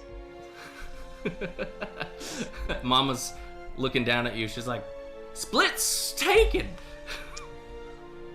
Damn it. My old hips. You're gonna make Mama get off Damn it. Splits to get No. back on another. No, it's okay. It's okay. No, just stay on and just. It's okay. I'll get over it. My goodness. And she looks over at Farmer McGillicuddy and she's like, they never grow up. And he's like, I hear you. What were the other names of the horses? God. It was Sissy, Billy, Splits, and Misty. Is that right? I think so. Yeah. Sure. All right. I'm gonna get on Billy. I'll take Okay. Misty. Nice. All right. He leads you guys around the side of the house to the road, and you guys head down that way. And now that you guys are on horseback, and how hard do you guys want to ride these horses? Hard. I like to ride really hard. I like to ride really hard, is what I'm trying to say. Cord. Save a horse, ride a Yes. cow. Right, Scarlet? I mean, why can't we just ride both? Is what I'm saying. Sorry. You want to ride them like a cow on one foot and a horse on the other, and like. We're coming from you. We're coming from you. Smalls, what is up? Thanks for the bits, love. Thanks for the ride. All right, so you guys ride your horses towards town, and it only takes about a half an hour. What would have been several hours of a walk is very quick on these horses. The sun, as you clear the forest and enter into open pastoral lands, you see the sun sits fat and happy on the horizon, and like it's mocking you.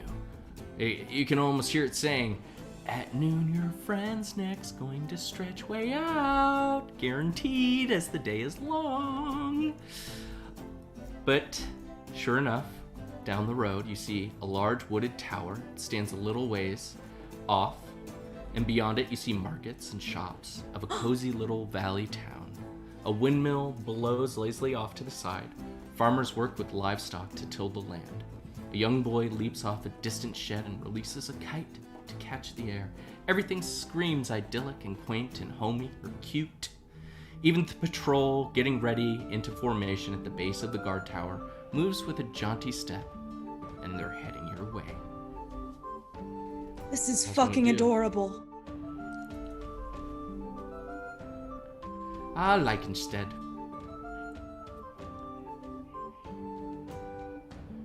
You are probably going to intercept the patrol in about 5 minutes. Is there anything that you guys want to do as you approach the patrol?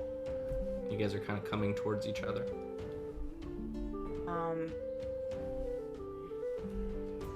Are we trying to be inconspicuous? Are we just gonna go in there? Just kind of looks over at you guys and she's like, any of you guys been to Leichenstedt before? I'm not quite sure where the guardhouse is. No. This is my first time.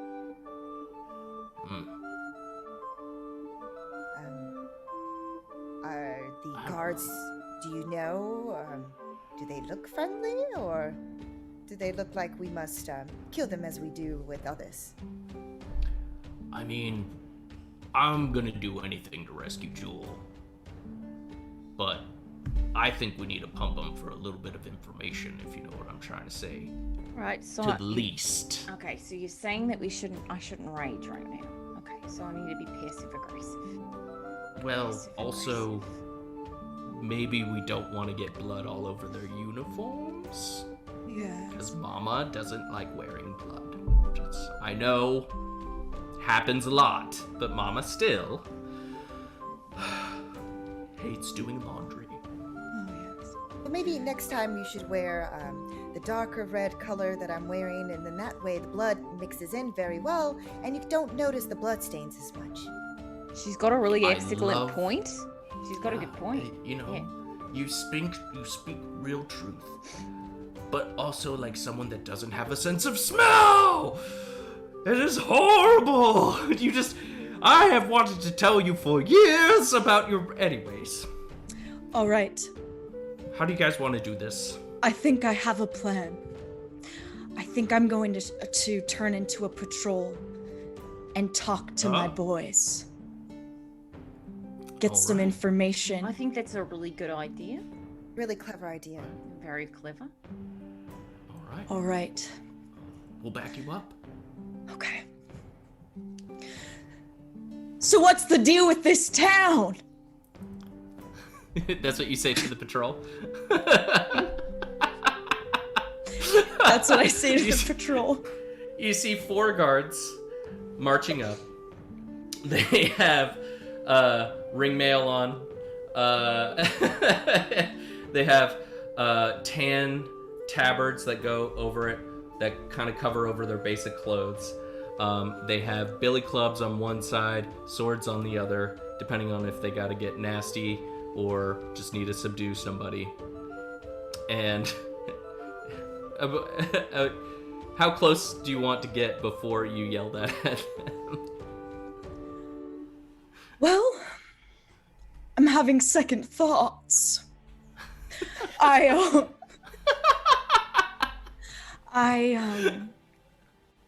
I'll allow it if you want to change your mind on what you want to say.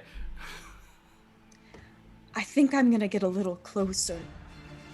Okay, so they're about 30 feet away from you, and they're walking steadily towards you.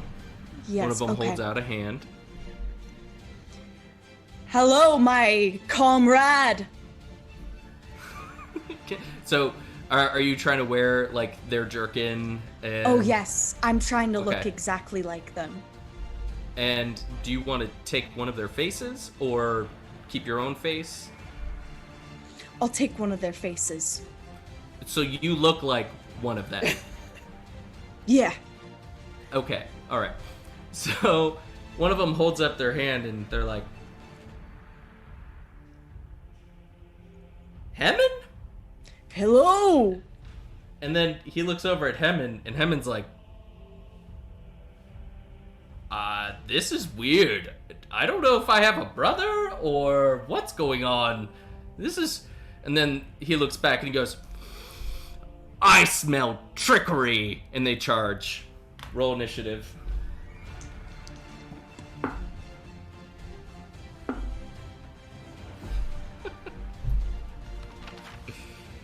I got 8. Who did? Blasto. All right. Blasto's got a solid 8. 15. 15. Cord. Got a 19. Oh, damn. 19. Cord at the top. What is up? What do you want to do? So, Cord is going to basically leap off of the horse to basically kick the first person or the person closest to her within that distance that she can jump and kick them in the face. All right, knock them go off ahead and of the make an horse. attack. Well, they're on foot. They're Oh, not they're on on foot? horseback. They're not on horseback. Yeah. So, okay. So, yeah, Yeah. basically, still flying kick to the face. Flying kick to the face. Yes. And you have, I'll give you advantage since you have an elevated position on top of the horse. Oh, awesome. Okay, that's actually better. So, thank you for that. Because that is a dirty 20. Nice, that totally hits. Okay, and that's for 6 points of damage for the first one. Okay. So I want to say you have a choice. Do you want to do subdual damage, or do you want to do real damage and kill these guys? One thing that Cord knows is that you technically only need one person to relay a message. So she's going to go ahead and take out the person. Take their life. You're gonna end these fools. Okay. So your foot goes into Hemon's head, the one that Blasto looks like, and spins all the way around. His head just like flips and is looking backwards at the two other guards that were behind him, and his face is just open, his eyes are rolled back in a silent scream, and he just falls over dead. And I would like to bonus action attack with my quarterstaff, the one if there's another guard that's closest to me. There are 3 guards, all in a cluster. Awesome. Like So yeah, dominoes. so I will definitely hit whichever one I can with my quarterstaff. All right, go for it. And that is a 17 to hit. Hits. Alrighty, let's do this here. And that is for 9 points of damage. 9. You just murder this guard. You hit him with the blunt edge of your staff, and it doesn't even look like you hit them. It's like you went into it, and then it stops right over their heart, and then the shockwave of your blow goes in invisibly through their chest, explodes their heart, and then they fall over dead. Like nothing on their body, just like totally dead. And then we go into Scarlet. It is your turn. Okay, so who's next to me? Who's So there are 2 guards in front of you. Yeah. One in front of the other. They're in tandem. And then next to them is Cord, who just killed 2 of them. Okay, so I'm just gonna attack the one that's in front of me. And I'm going to rage. She goes into a rage. I got a 17. Hits.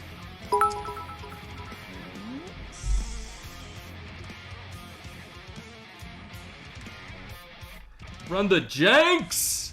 Oh man, I love these death bits. It's like, gonna murder some guards on the road? Sprinkle them bits on that, yes please. A little salt and pepper on this little death salad. Nom nom nom nom nom nom nom. Dude, Plagademic! Welcome to Lady Death Squadron. We take lives, and we make lives happy by taking lives. It's a full cycle. I got a 15. To hit, you hit. Damn it, damage. You did 15 damage? Yeah, I did my big X, and then I got a 11, and then it's +4. We're supposed to keep Okay. at least one alive. But there's 3 of them, aren't there? There's 2 left. Well, now Oh, there's yeah. 1. How do you How do you want to kill this guy? So I like all of a sudden I rage really big. I'm like rage. I literally like that's my thing. How do I rage is when I yell rage really loud, and then Love it. and then I pick up my axe and I do this swing, and then I hit him straight in the middle of his body, and he just splits. You split this dude in half. Yeah, in like twain. a piece of lumber. So you leap off your horse. You do this flourish with the axe around you, and then you just bring it around. He looks very confused. Yeah, it's like I'm Epic arc. trying to distract him. Yeah, he's like, it wasn't even my turn yet, and then, and he does an anime shink, Yeah, and he spills apart. Amazing. That was your move and attack. Do you have a bonus action that you want to do?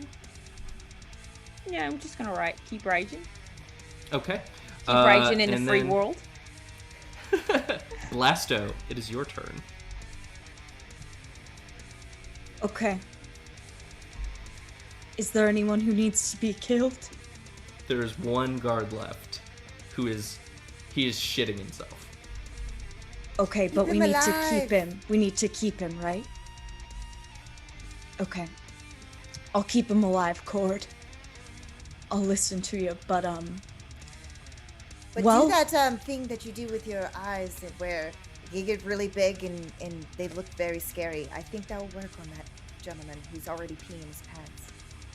yes! Oh, I'll make him do every single outward body experience and do his pants. Whatever that may be. Oh, you might be able to make him poop in honor of Shit. Jules. Shit, Yes. pee, throw up, bleed! Yes. Okay. Okay, how do I do that? It's in I her think- honor. It's in her honor. All right. Are you casting a spell or are you intimidating? I'm gonna intimidate the shit out of him, literally. All right.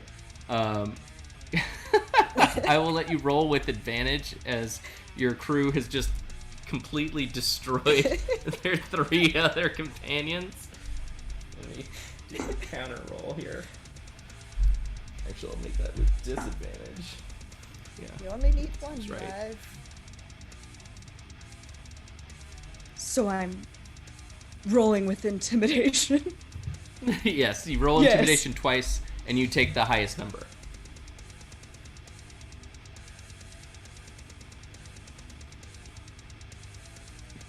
Oh, I can't see it. Oh, 16. 16. So, you just daintily get off your horse. You put the reins on, very proper, and you walk over to the guard, and you explain very matter-of-factly to him exactly how he's going to die if he doesn't help you. Please, tell us what you say to this guard, ever so Hi, eloquently. sir. Hi, sir. Well, I'm back as Blasto, by the way. I don't look like a guard anymore. Hi, sir. How are you today? Oh, guess what? Oh, I could blast your fucking head off right now. Please. Isn't that cute? Isn't that Please sweet? don't! No? Oh, do whatever You don't want want to die? You don't want to die? Because I can conjure it up right now. Please don't kill me. Are you shitting yourself? I'm shitting myself. You want me to shit myself? I will shit myself right Mission now. accomplished! And Mission he's accomplished! just like, he's squeezing. He's just like, ah! And he's just like, you hear it. It's just like this massive explosion. The sound Or they of call you glory. Blasto. The sound of glory. Oh, What do you want from me? you're about to die. We have to save our friend. And, I may have to kill you. if you don't let us through. Or And tell- find her location. Yeah, Find her we need to location. find out where the. We need to find her location. Wait, where she Who? is? The Where she's she's in a friend. Very, Our friend. very pretty. Very she gorgeous. likes to look like a clown, but a very stunning clown. And purple hair. Oh, And We took her in a couple days ago. She's in the guard tower. the guard tower. Yes. the guard Down, tower. not just go down past the center of town. At the very end, you take the right fork. You'll see like a giant box building. That's the main guard station. Please, here, and he holds out the cell keys. Oh, He's like, these are perfect. the cell keys. Please, just let me go. I promise. I'll run away. I'll do whatever you want. Just don't kill me. You promise? I promise. Why did you take Jewel in anyway? Why? She was doing something unnatural. She was pretending to be human. She had clipped her ears. She was trying to change what she looked like to be one of us. It was the most disgusting thing we have ever seen.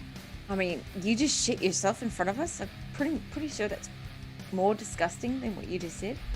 She's below that. That doesn't make Easy. any sense. I'm pretty sure that watching you shit yourself and is pretty gross. And I'm not Potato, quite sure what you potato. ate earlier in the day, but it's quite foul. So I would suggest less meat and more vegetables. Yeah, it's also really like dark green and red. So I'm not sure if you've got hemorrhoids or not. But You might want to see a into that. doctor. You might want to see a I'm doctor. gonna go see a doctor. Yeah, Absolutely. I think you should really do that. I'm going to. Or someone who Okay. specializes in holistic medicine. Yeah. And he like throws the keys on the ground, and he starts like backing away, like, and he's going past the town, not back towards it, but away from it, where you guys came from. He as soon as he's like 30 feet away, he looks I'm gonna around blast his hesitantly. head off. I'm gonna blast his head off. Eldritch blast! All right, roll attack with advantage because he's not on defensive at all. He's just running away. How do you do advantage again? Oh, okay, I got a 12. 12 hits. Sweet. Let's blow his head off. All right, roll that damage.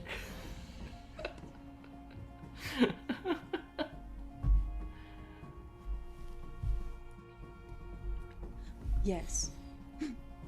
All right. Let me roll it for you. 11. All right, 11 points of damage. You summon this ball of green fire, and you aim it forward, and it flies from your hand, and it just envelops his entire head. And like a matchstick, he looks like this burned out little nub of a husk as his little runny legs stop, and he falls over on the side of the road. Oh god, all that shit's falling out of his pants. But at least Just as, he's like, dead. Mama Jewel looks would at be all of you. proud. She's gonna Well- be very proud. We should grab those keys then, and I guess make our acquaintances with the guard.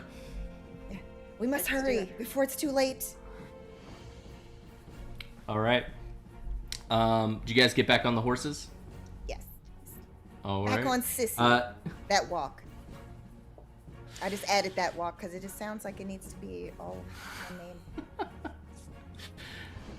You guys, do you just want to go down the center of town? Yeah. All right. You get a lot of strange looks, but also a lot of hello. How's it going? Good morning. Good morning to you. Hi. Hello. But it's mostly towards Scarlet, and Gist. You guys, you elven breeds do not get quite as much love. as the rest of them do.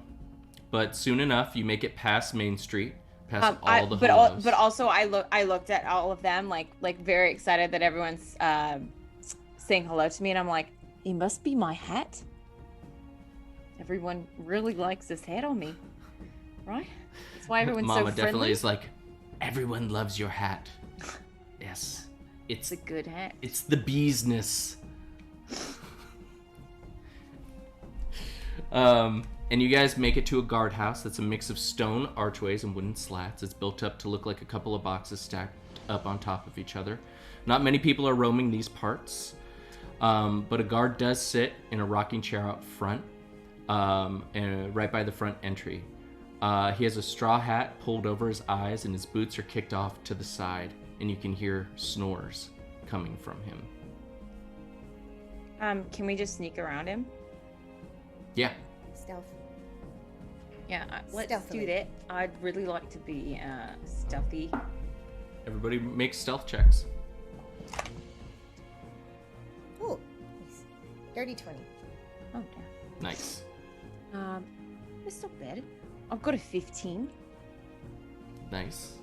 I've got a 6. Okay. So Cord and Scarlet, you both get off your horses. You lay them off. What is that called? Where you just park the horses, as it were. And you walk in, and your footfalls make hardly a sound. Blasto and Mama, on the other hand, trundle off and clonk, clonk. Woo! I haven't ridden like that in a little while. Oh, right. Oh! We're supposed to be. Shh. Oh God! And you guys follow in behind Cord and Scarlet, and the guy sleeping at the front does not move at all. He rolled a natural 1. He's out. You smell, as you walk past, you actually smell, he smells like a distillery. As you enter the guardhouse, you see it opens up into a small desk entryway, and then just past that, you see a group of barred doors, 4 of them. And then just past that, you hear a bunch of talk, a bunch of camaraderie further down the end of the hall. Mama's like, I bet she's in one of the cells there. We should check. Right now. Let's go. Who has the keys? I think. Or, Wait, was it me? yeah, sure. Okay. We'll say it was me. All right, you guys enter into a whole guardhouse, and you go in, and sure enough, in the first cell to the right, there, through the little slatted peek hole, you see Jewel passed out on the ground. It is just a empty cell, no bed, no bucket, nothing. It's just ground, and she looks beaten to shit. Oh, Like, hell her no. face is black and blue. Her clothes We're gonna get you are out of torn. there. Just wait a little bit longer. We're gonna try to get the key to get you out. And so, Cord, I'm gonna try to figure out which key, because I'm sure it's like she doesn't know which of the keys is the one to actually open it, but she's going to like try to, as quickly as she can, go through the Okay. keys. I don't Go know if for it's it. sleight of hand or what, but No, it's not a roll. I mean, you just take oh, the time okay. to Okay. find a key. There's only like 3 of them on there, so it's not like 20,000 keys. Okay, I wasn't sure if it was like one of those where it was just like, and you see in the movies where it's just like, and it's like Yeah. a million different No. keys to like Yeah. 1,500 cells. You never know. They haven't Yeah. invented the machines yet to make it really easy to make a key, so it's like a lot of work. So you just got the one. Awesome. Perfect. Good to know. So you open the cell door, but as you do,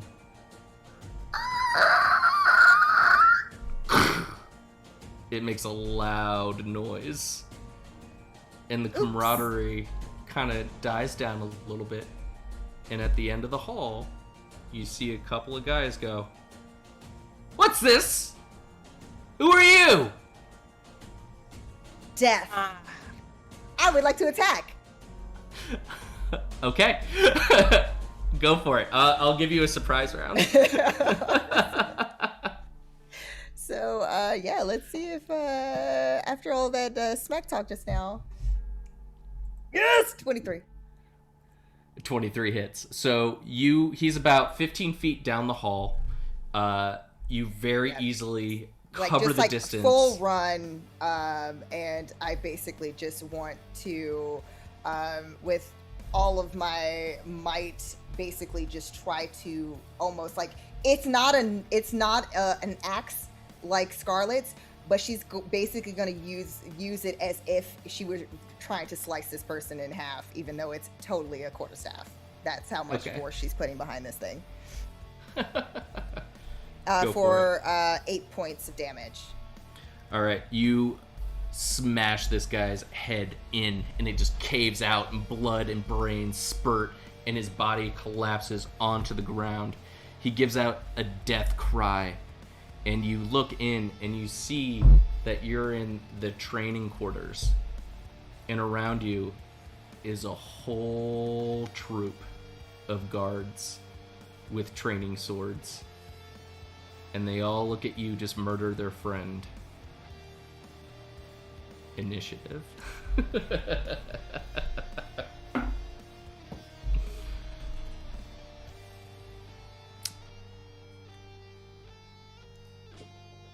What's your initiative cord? 11. 11? Yeah. Scarlet, what's your initiative? 16. Nice. Blasto? 4. 4. Nice.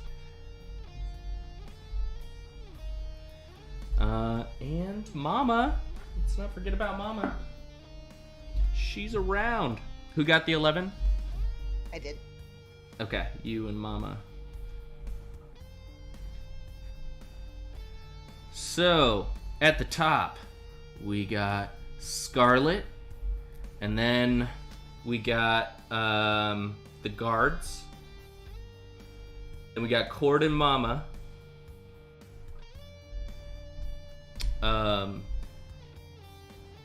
What? Scarlet, guards, Cord and Mama, and then Blasto. You're coming in at the end. Let's rock these guards into the other life. Yeah. Bump, bump, bump, Scarlet. It's time. Bring All the right. noise. So I'm just gonna. I'm gonna rage. Rage! Okay, so then I rage, and then I'm gonna just swing my axe at the closest guard. So you see Cord had just run down the hall, and she just like murders one guard with her staff, and then you just dash past her. You just like pole vault over, like you're frickin' axe Jesus, and right at the end of your movement, you make it. You see that there's like over a dozen guards in this training space, and you just imagine like a half circle of guards. Okay. Which way do you want to go? I'll go to my right. All right. You go to the right. You find one guard. Attack. Okay, so I rolled a 25. That'll hit. I'm going to say that hits.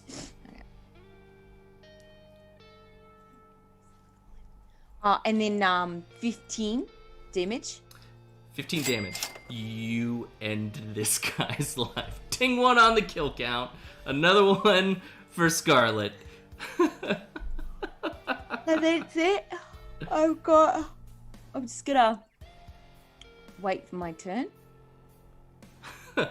All right, you come running in. You end this dude's life, and then you just kind of lean the axe on the side a little bit, and you're like, ooh. And it's their turn. And you see these guards are not happy. What's your armor class? 16. 16.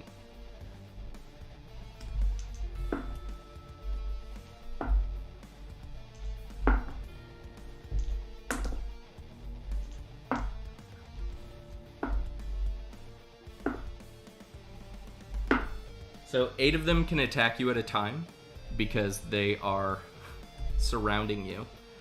And 4 of them hit. They do only have training swords.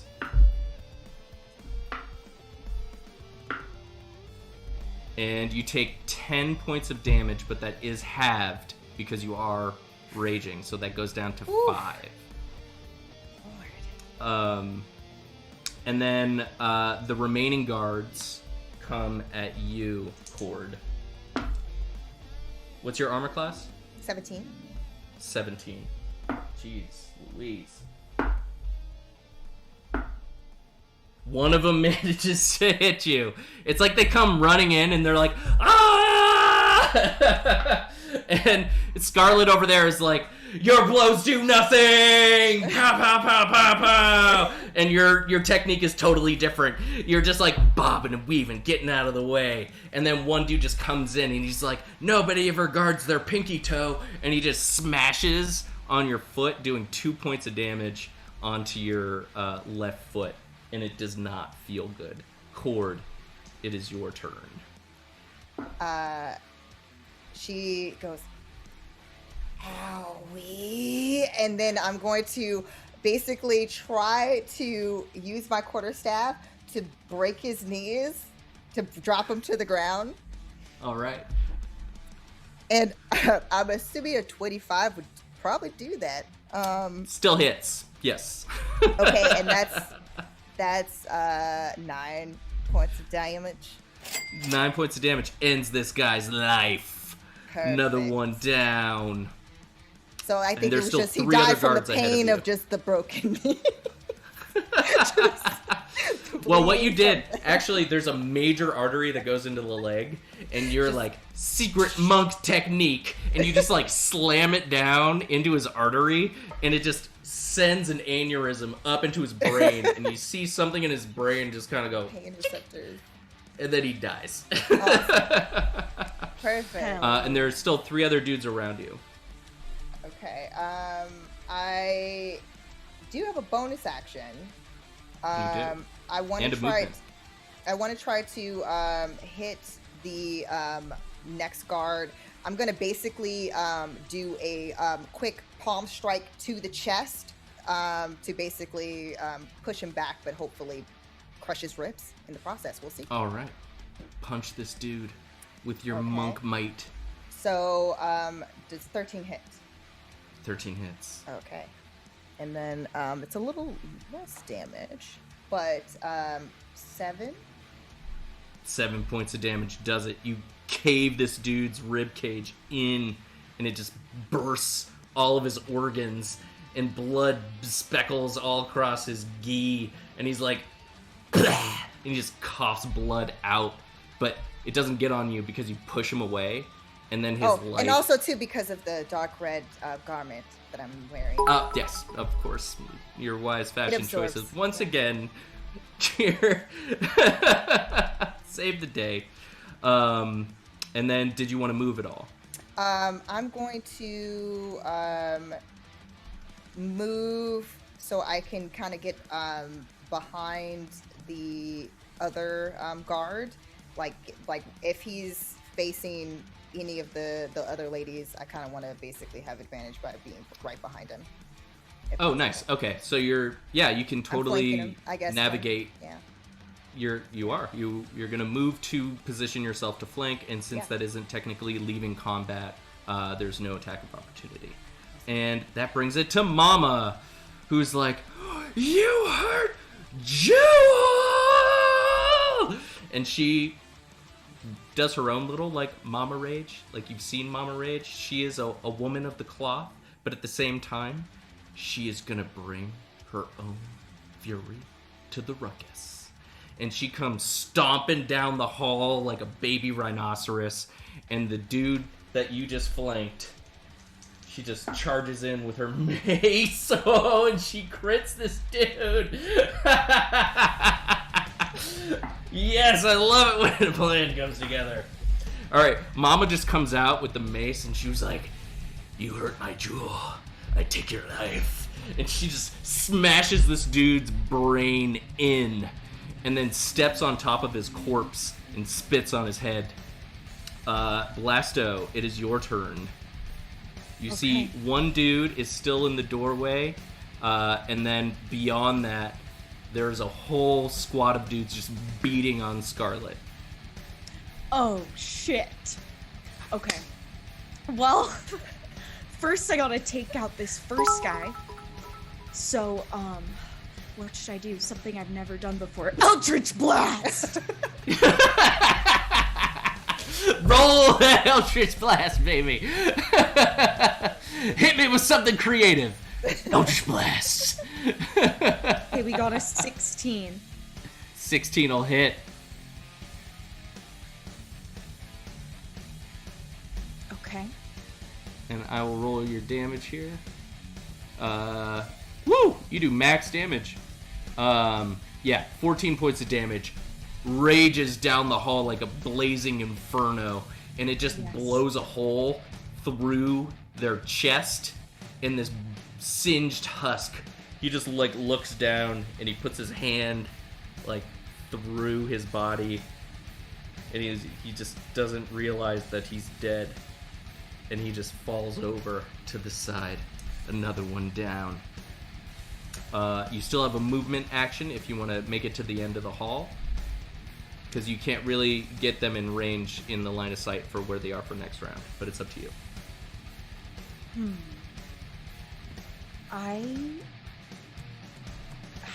How far am I?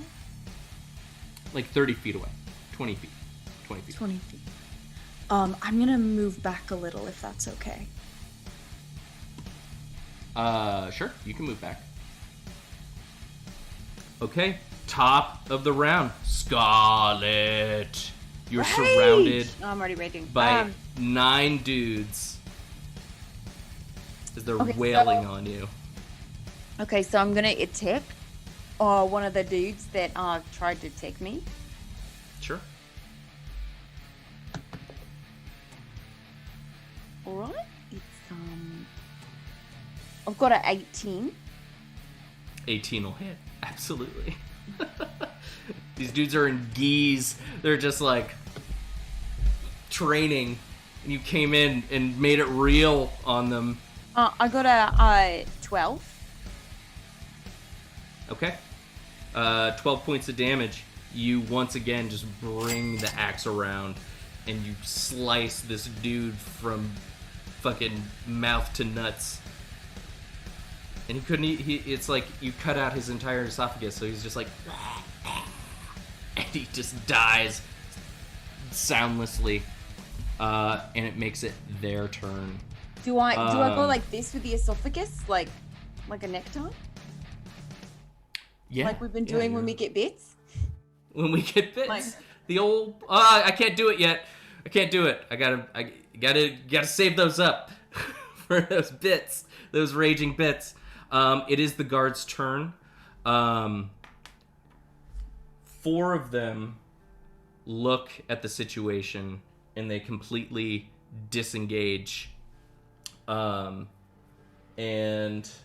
they disengage from you, but they do go through Cord and Mama's. Opportunity for sure. I want to try to hit somebody. Yeah.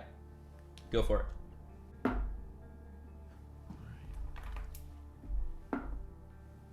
A 10. Ugh. Did I miss? 10 just misses. Darn it. But Mama's able to hit hers, but doesn't quite end his life. It definitely is a glancing blow as these 4 guys run to the end of the hall, and they're like, "Oh! Oh!" They're just screaming at the top of their lungs, and then the 4 remaining dudes around you, Scarlet, still attack with advantage.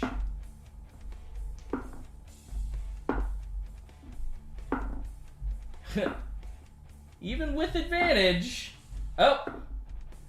One of them manages to actually hit you. Jeez. Come on, guys. What are you doing to me? Wow, okay. But he actually hits you for 7 points of damage, which goes down to 3. And then it is Cord and Mama's turn. So, Cord, there are 4 dudes by the door, and then 4 dudes wailing on Scarlet, who's just like, she's not even trying to dodge the blows. She's just like, it only makes me stronger! Yeah, so Cord is very confident that Scarlet is going to do a number on these guys. And since she has some guys in front of her, she goes, "It's BOGO time!" Not really knowing if that's really like the proper way to talk about a BOGO. Oh, but you want me to do it in my accent? You go like, "It's BOGO time." It's BOGO time! As Cord tries to imitate Scarlet. Yeah, it's not. Fails. No, it's BOGO. BOGO. BOGO. BOGO. BOGO. BOGO. Yeah, time. BOGO. BOGO. BOGO time. Yeah, that didn't sound. It was pretty close. It was good. Okay, I'll get it next time. And then basically, Cord runs forward to, once again, strike a downward blow on the first guy. All right. And that is for 14. 14 hits. Okay, and she's gonna also do her bonus action if for some reason 9 points of damage doesn't take this guy down. Well, I'm glad you had the contingency, but 9 will do it. Perfect. So it might be BOGO time, because then the next hit was a 12 to hit. Hits. And that is also another 9 points of damage for that. So that'll do it. She strikes down on one, and then once she does that hit and it drops the other guy, she's going to... Oh, actually, sorry, that was 8. 8, not 9. 8 points of damage for the second one. Still enough. Still enough? Okay. And she's going to then use that momentum of that strike to basically kick the guy's chest in that's behind him. Okay. So. There's a kick that knocks the wind out of somebody, but you knock the life out of him. You just... Yeah. And in the process, basically, she's absorbing all of their life energy into her body. And you feel it. Do you feel it? Do you feel feel it it in your eyes?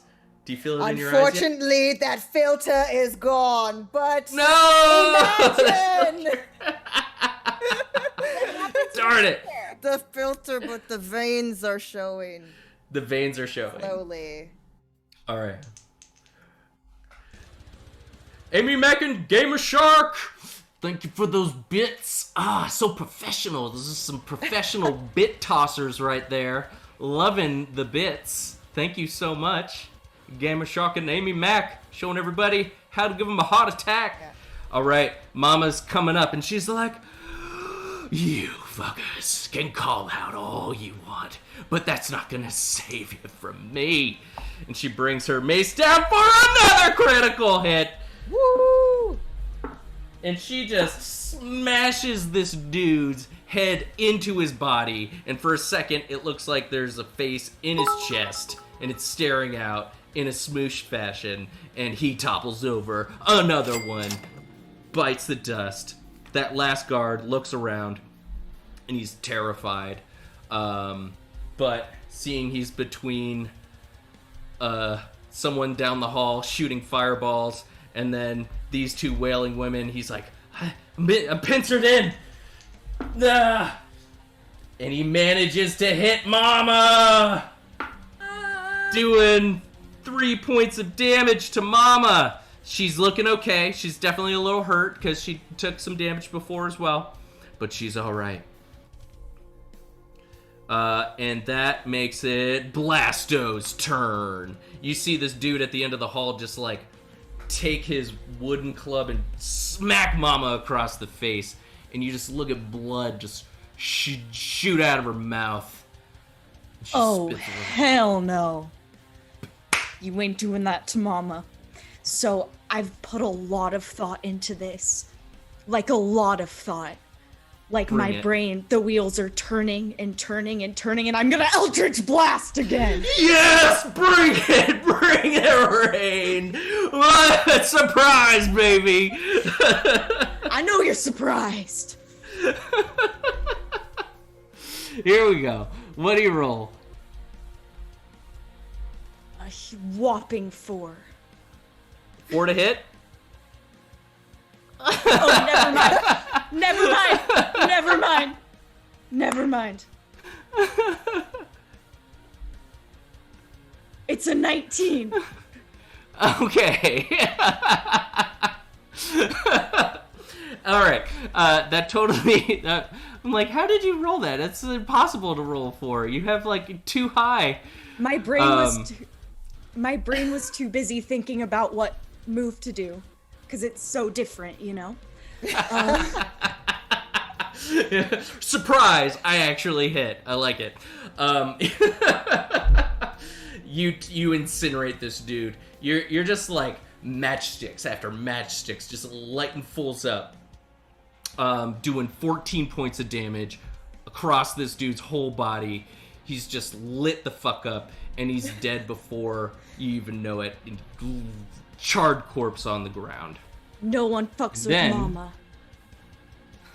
And then coming up behind you, Blasto, you hear a guttural call. And you feel the ground thump, thump, thump, thump, thump, thump, thump, thump. And all of a sudden, a mass of person. What's your armor class? 13. 13, yeah, that'll definitely hit then. That's a 14. You feel a massive person just like rail as you look down, and the end of a sword juts out through your guts and impales into you, doing 8 points of damage. And as you look over your shoulder, you see the person that was asleep is staring down at you, and he spits on you, and he's like, oh. And you realize who the guards were calling for. Scarlet, it's your turn. All right, so I'm gonna attack this thing that just attacked. Well, you're in the other room, still surrounded by 4 guards. You're still in the training room because Blasto stayed down the hall.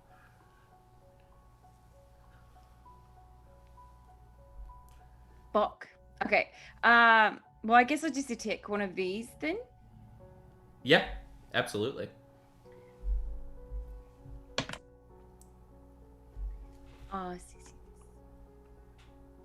22. Hits, absolutely. And then I got 10 damage. The dude is dead. There are 3 dudes next to you, just terrified. And they look around, wondering if there's another way out. But there isn't. There's one way in and one way out of this place. It's through the Lady Death Squad.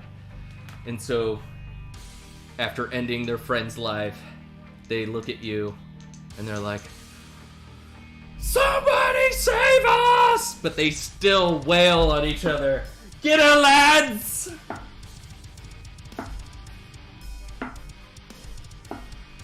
Oh.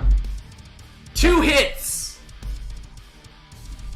Doing a whopping, let's see, 5 and 2, so that'll be 2 and 1.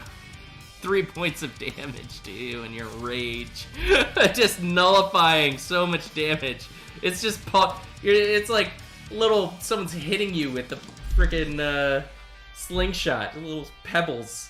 Is it hailing? Is that what it is? And Cord, it is your turn. There's, I believe, 1 guard still left next to you. 1 guard left, and then... And then there's a massive man that just impaled Blasto at the end of the hall. and then 3 guards still alive fighting Scarlet behind you. What do Okay, you so wanna now do? the question is, would I have seen her get impaled by big, large, Yes. ugly men? Okay, Absolutely. so Cord is going to ignore the weakling with the training sword, and she's going to run to try to take strikes at the bigger guy. And she knows that it's an All right. opportunity, but that's fine. She's going to take Yeah. a risk. Go for it. Swing and a miss, Awesome. and you are free to attack. Oh, And that's a 17 to hit. 17 hits. Perfect. And that's for 7 points of damage, but she's going to use her last key point, and she's going to do Flurry of Blows. Because Oh yeah. he impaled her friend, so she is ready to bring the death. Nice. Okay. It. All right, so we have a 25, and we have a 19 for the second hit. Both hit. So let me go ahead and do that damage. So that is going to be 5 points of damage for the second hit, and it's going to be 6 for the or 6 for the third. Yeah. Okay, so 7, 5, 6, 13, 18 points of damage total. And she just wants the last strike, so she basically does body hits with the staff, but she's going to do an upward thrust, but making sure that it hits that very tender area in the lower groin region. Okay. It's called the. You I go. just want to let you know that's called the penis. Is this on? It's called That's on. that because It's definitely called Cord the penis. doesn't call it that because Cord likes to try not to use the The penis word? yes Penis. that word. Penis. What's wrong with Say it. using the penis word? Because The it word penis refers to things of a physical nature that sometimes gives pleasure to certain people in this group, and therefore she does not partake in those things, so she does not mention the word. penis. Penis. All right. And now it is Mama's turn. And she runs up to Blasto. Blasto, do you know what your life is at right now? My life is at 10. Okay, so you're looking pretty rough around the edges. Mama runs up and she lays in 13 points of life into you. She just summons all of her mama heart and she balls it and puts it inside of you, and you feel the sword shunt out of your body and your wounds seal, and she's like, "Are you okay, baby? Mama's here, are you okay?" Oh, and that dude actually got an attack of opportunity against Mama. He totally misses. Sorry, forgot about that part. And then, let's see. Wait, did I skip? It was Oath, Scarlet went, then the guards, Cord and Mama just went. Blasto, you are now healed. And I'm going to say this guard is flanked because Cord just did a whole flurry of blows on this dude. So you just turn around and you see this 6'7", mangled-faced, massive a man. He's got his armor half strapped on and a massive greatsword in one hand. Blood and drool are coming out of him, and he's got this cringy smile, like, finally, the day has come. Is this the one who attacked me? This is Oath, yes. Okay. Well, I definitely want to spit on him if that's possible. 100%. Okay. Since he did that to me, it's payback. And, It just goes on his face, and he's like,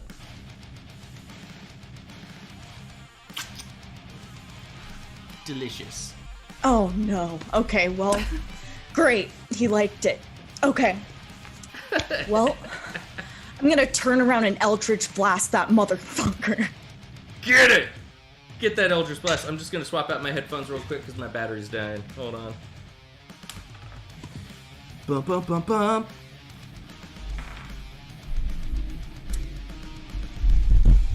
Okay, I think it's 13. I think.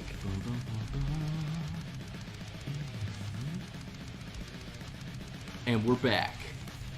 I can hear everything. Blasto, it's your turn. What are you doing? 17.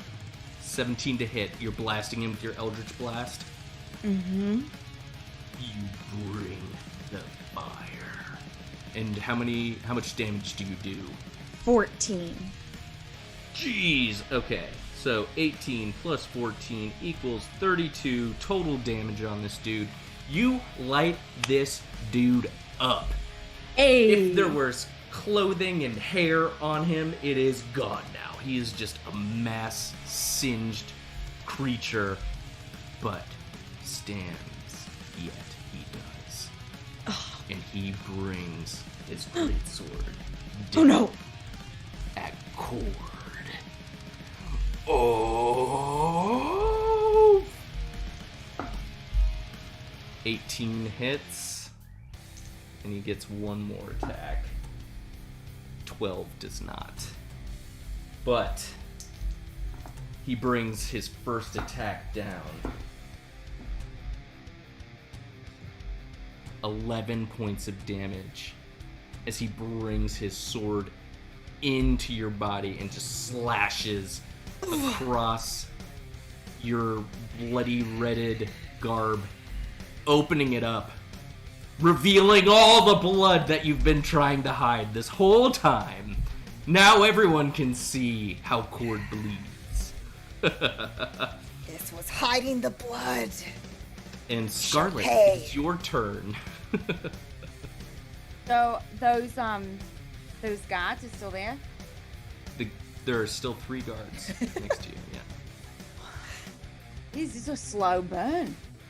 Bit of a slow burn for me. You're doing if your I one only attack do wep- around. Yeah, if I had 2 weapon fighting, this would be much better. Well, you can attack with 2 weapons, just not with a great weapon. If you had like if you had 2 axes, but I've you got know, a you can hand figure axe that out and later. a javelin. No, I've just got 1.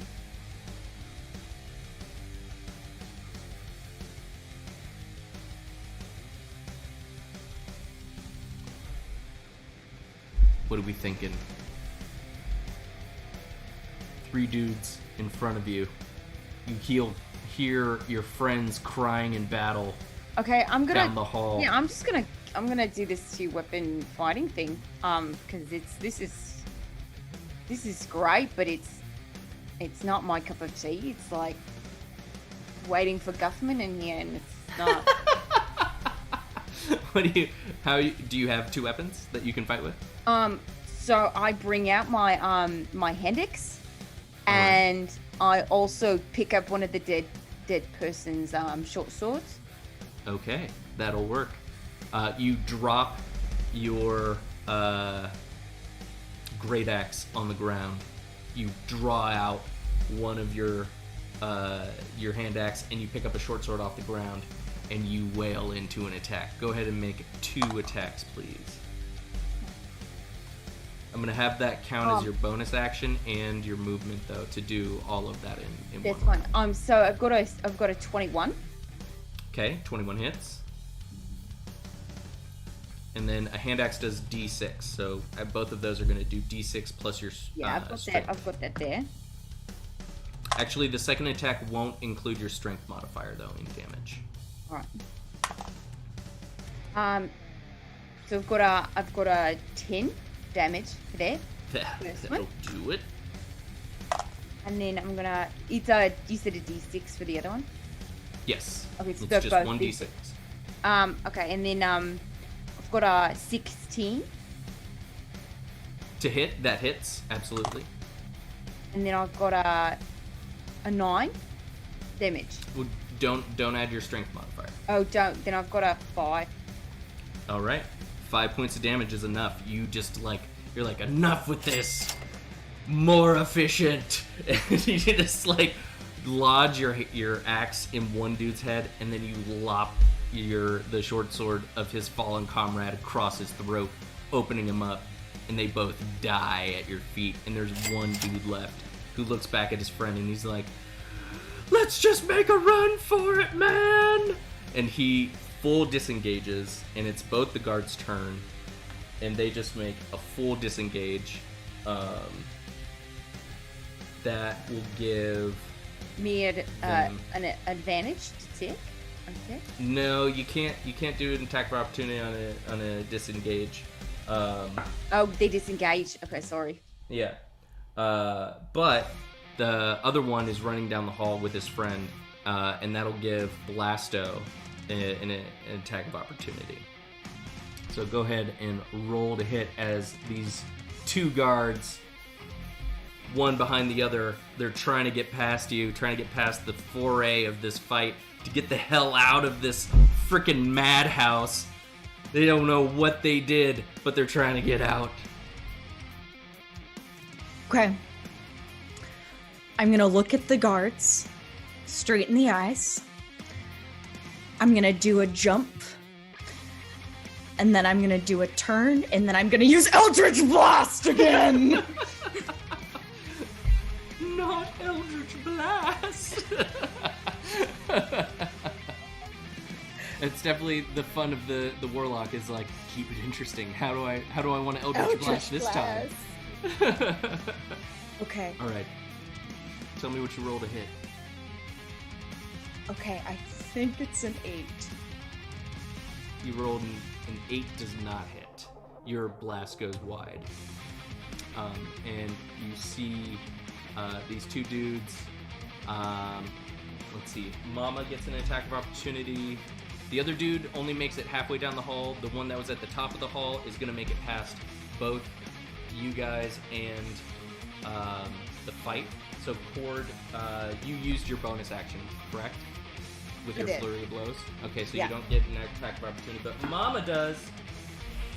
3 is not going to cut it. So this dude just lights past all of you, and he makes it to the top of the hall.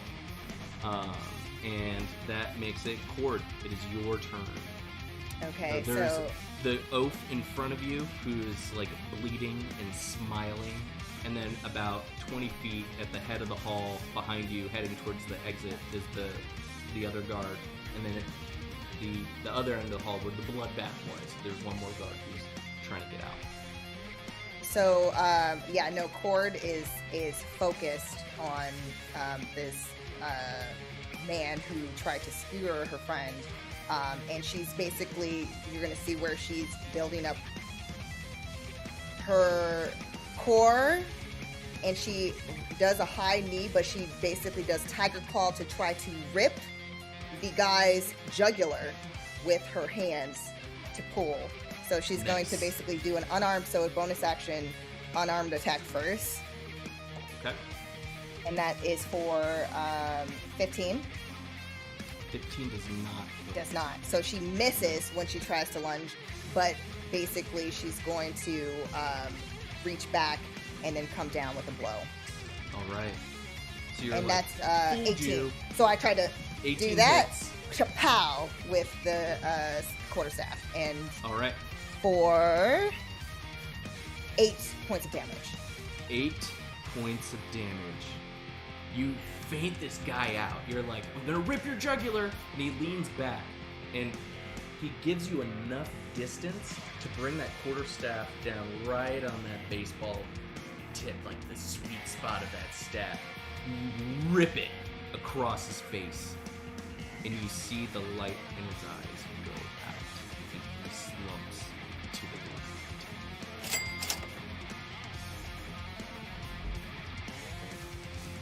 Mama's like, my baby! And she runs into the cell. She steps over, she like ambles over. She gets to Jewel. She tries to lay some heals in her, but she's like, she's too badly beaten. She just needs rest right now. Help me carry her out. So I'm pretty like muscular, so I'm just gonna pick her up by myself. All right. We're still in initiative. There's still 2 guards left. So Blasto is technically your turn. There's one almost at the exit, and then there's one at the end of the hall. Okay. Who you want to hit? Which? You want to do the one that's just about to get out of the building? The one that's still in the building?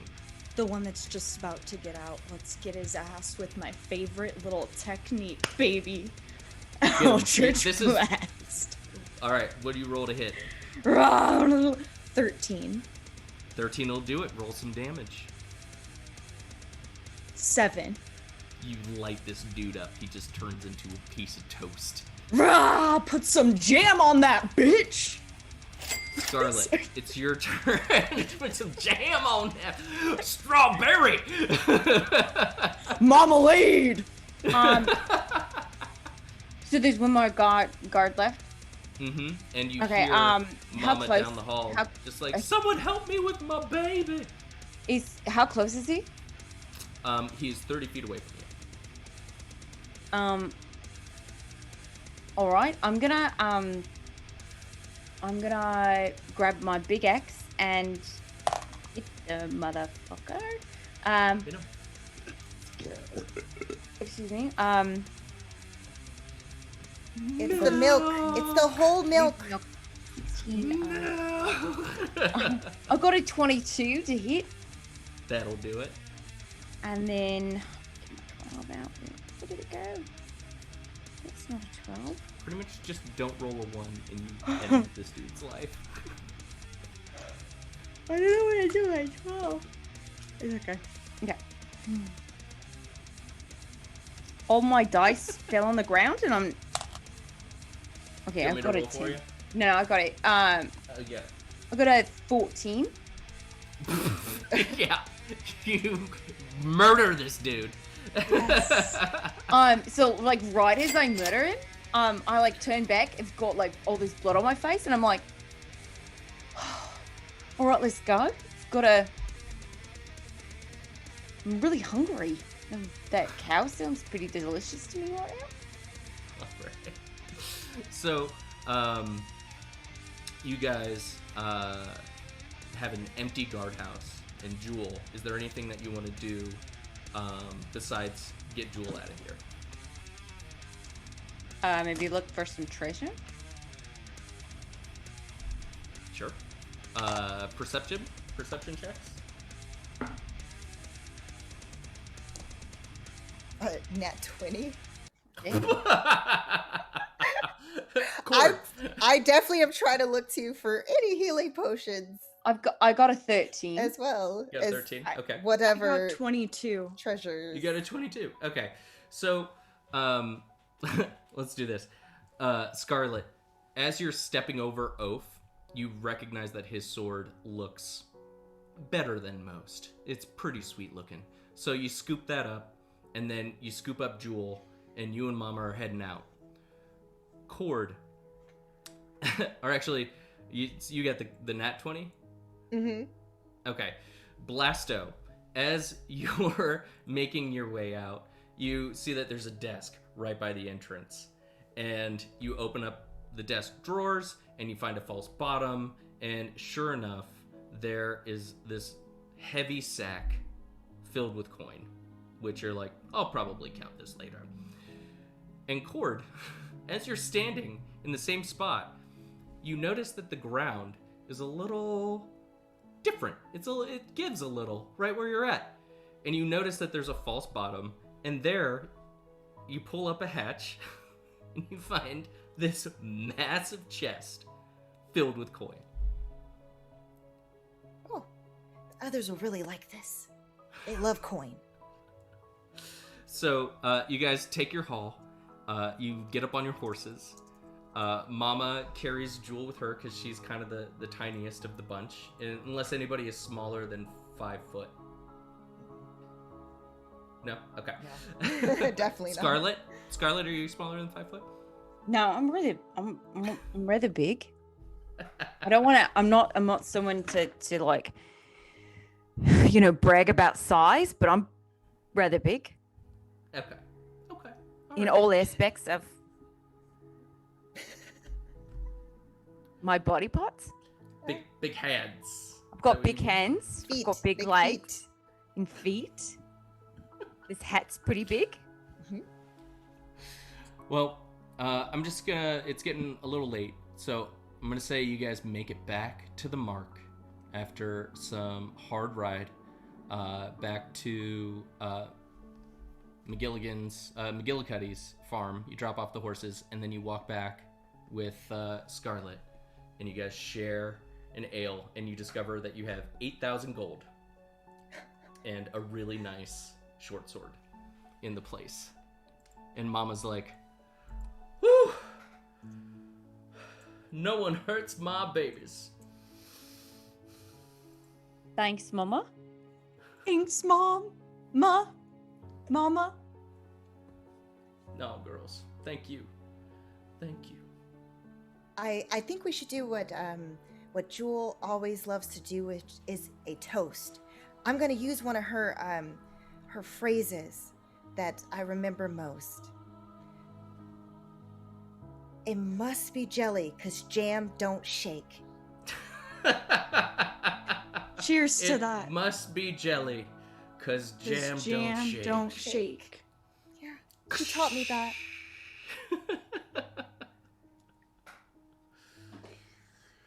Woo!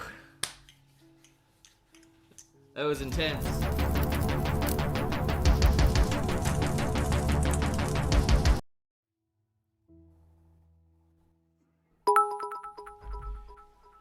Nice, guys. Good show. Good show. You murdered an entire guardhouse. How does that make you feel? Cool. I'm going Good. to Disneyland. I actually have to go. I have so much homework to do. But that was so much fun, guys. Thanks for playing, and thanks for Thank you guys. Thank you, You know, chat. That for being was super awesome. fun. For all the Super follows, duper bits, awesome. and cheers and everything. Thank you guys. Oh my god. Thank you, Gamer Shark, Amy Mack, Run the Janks, Kenzo Lee. Lisa Kenzo. Oh my god. All these dope ass bastards coming out, watching people get merculated. I hope you had a good time. I hope you continue having a good time, because we're gonna be here next Thursday. You know, because why not? Why not? So let's do a quick adios, y'all. Mwah. Adios.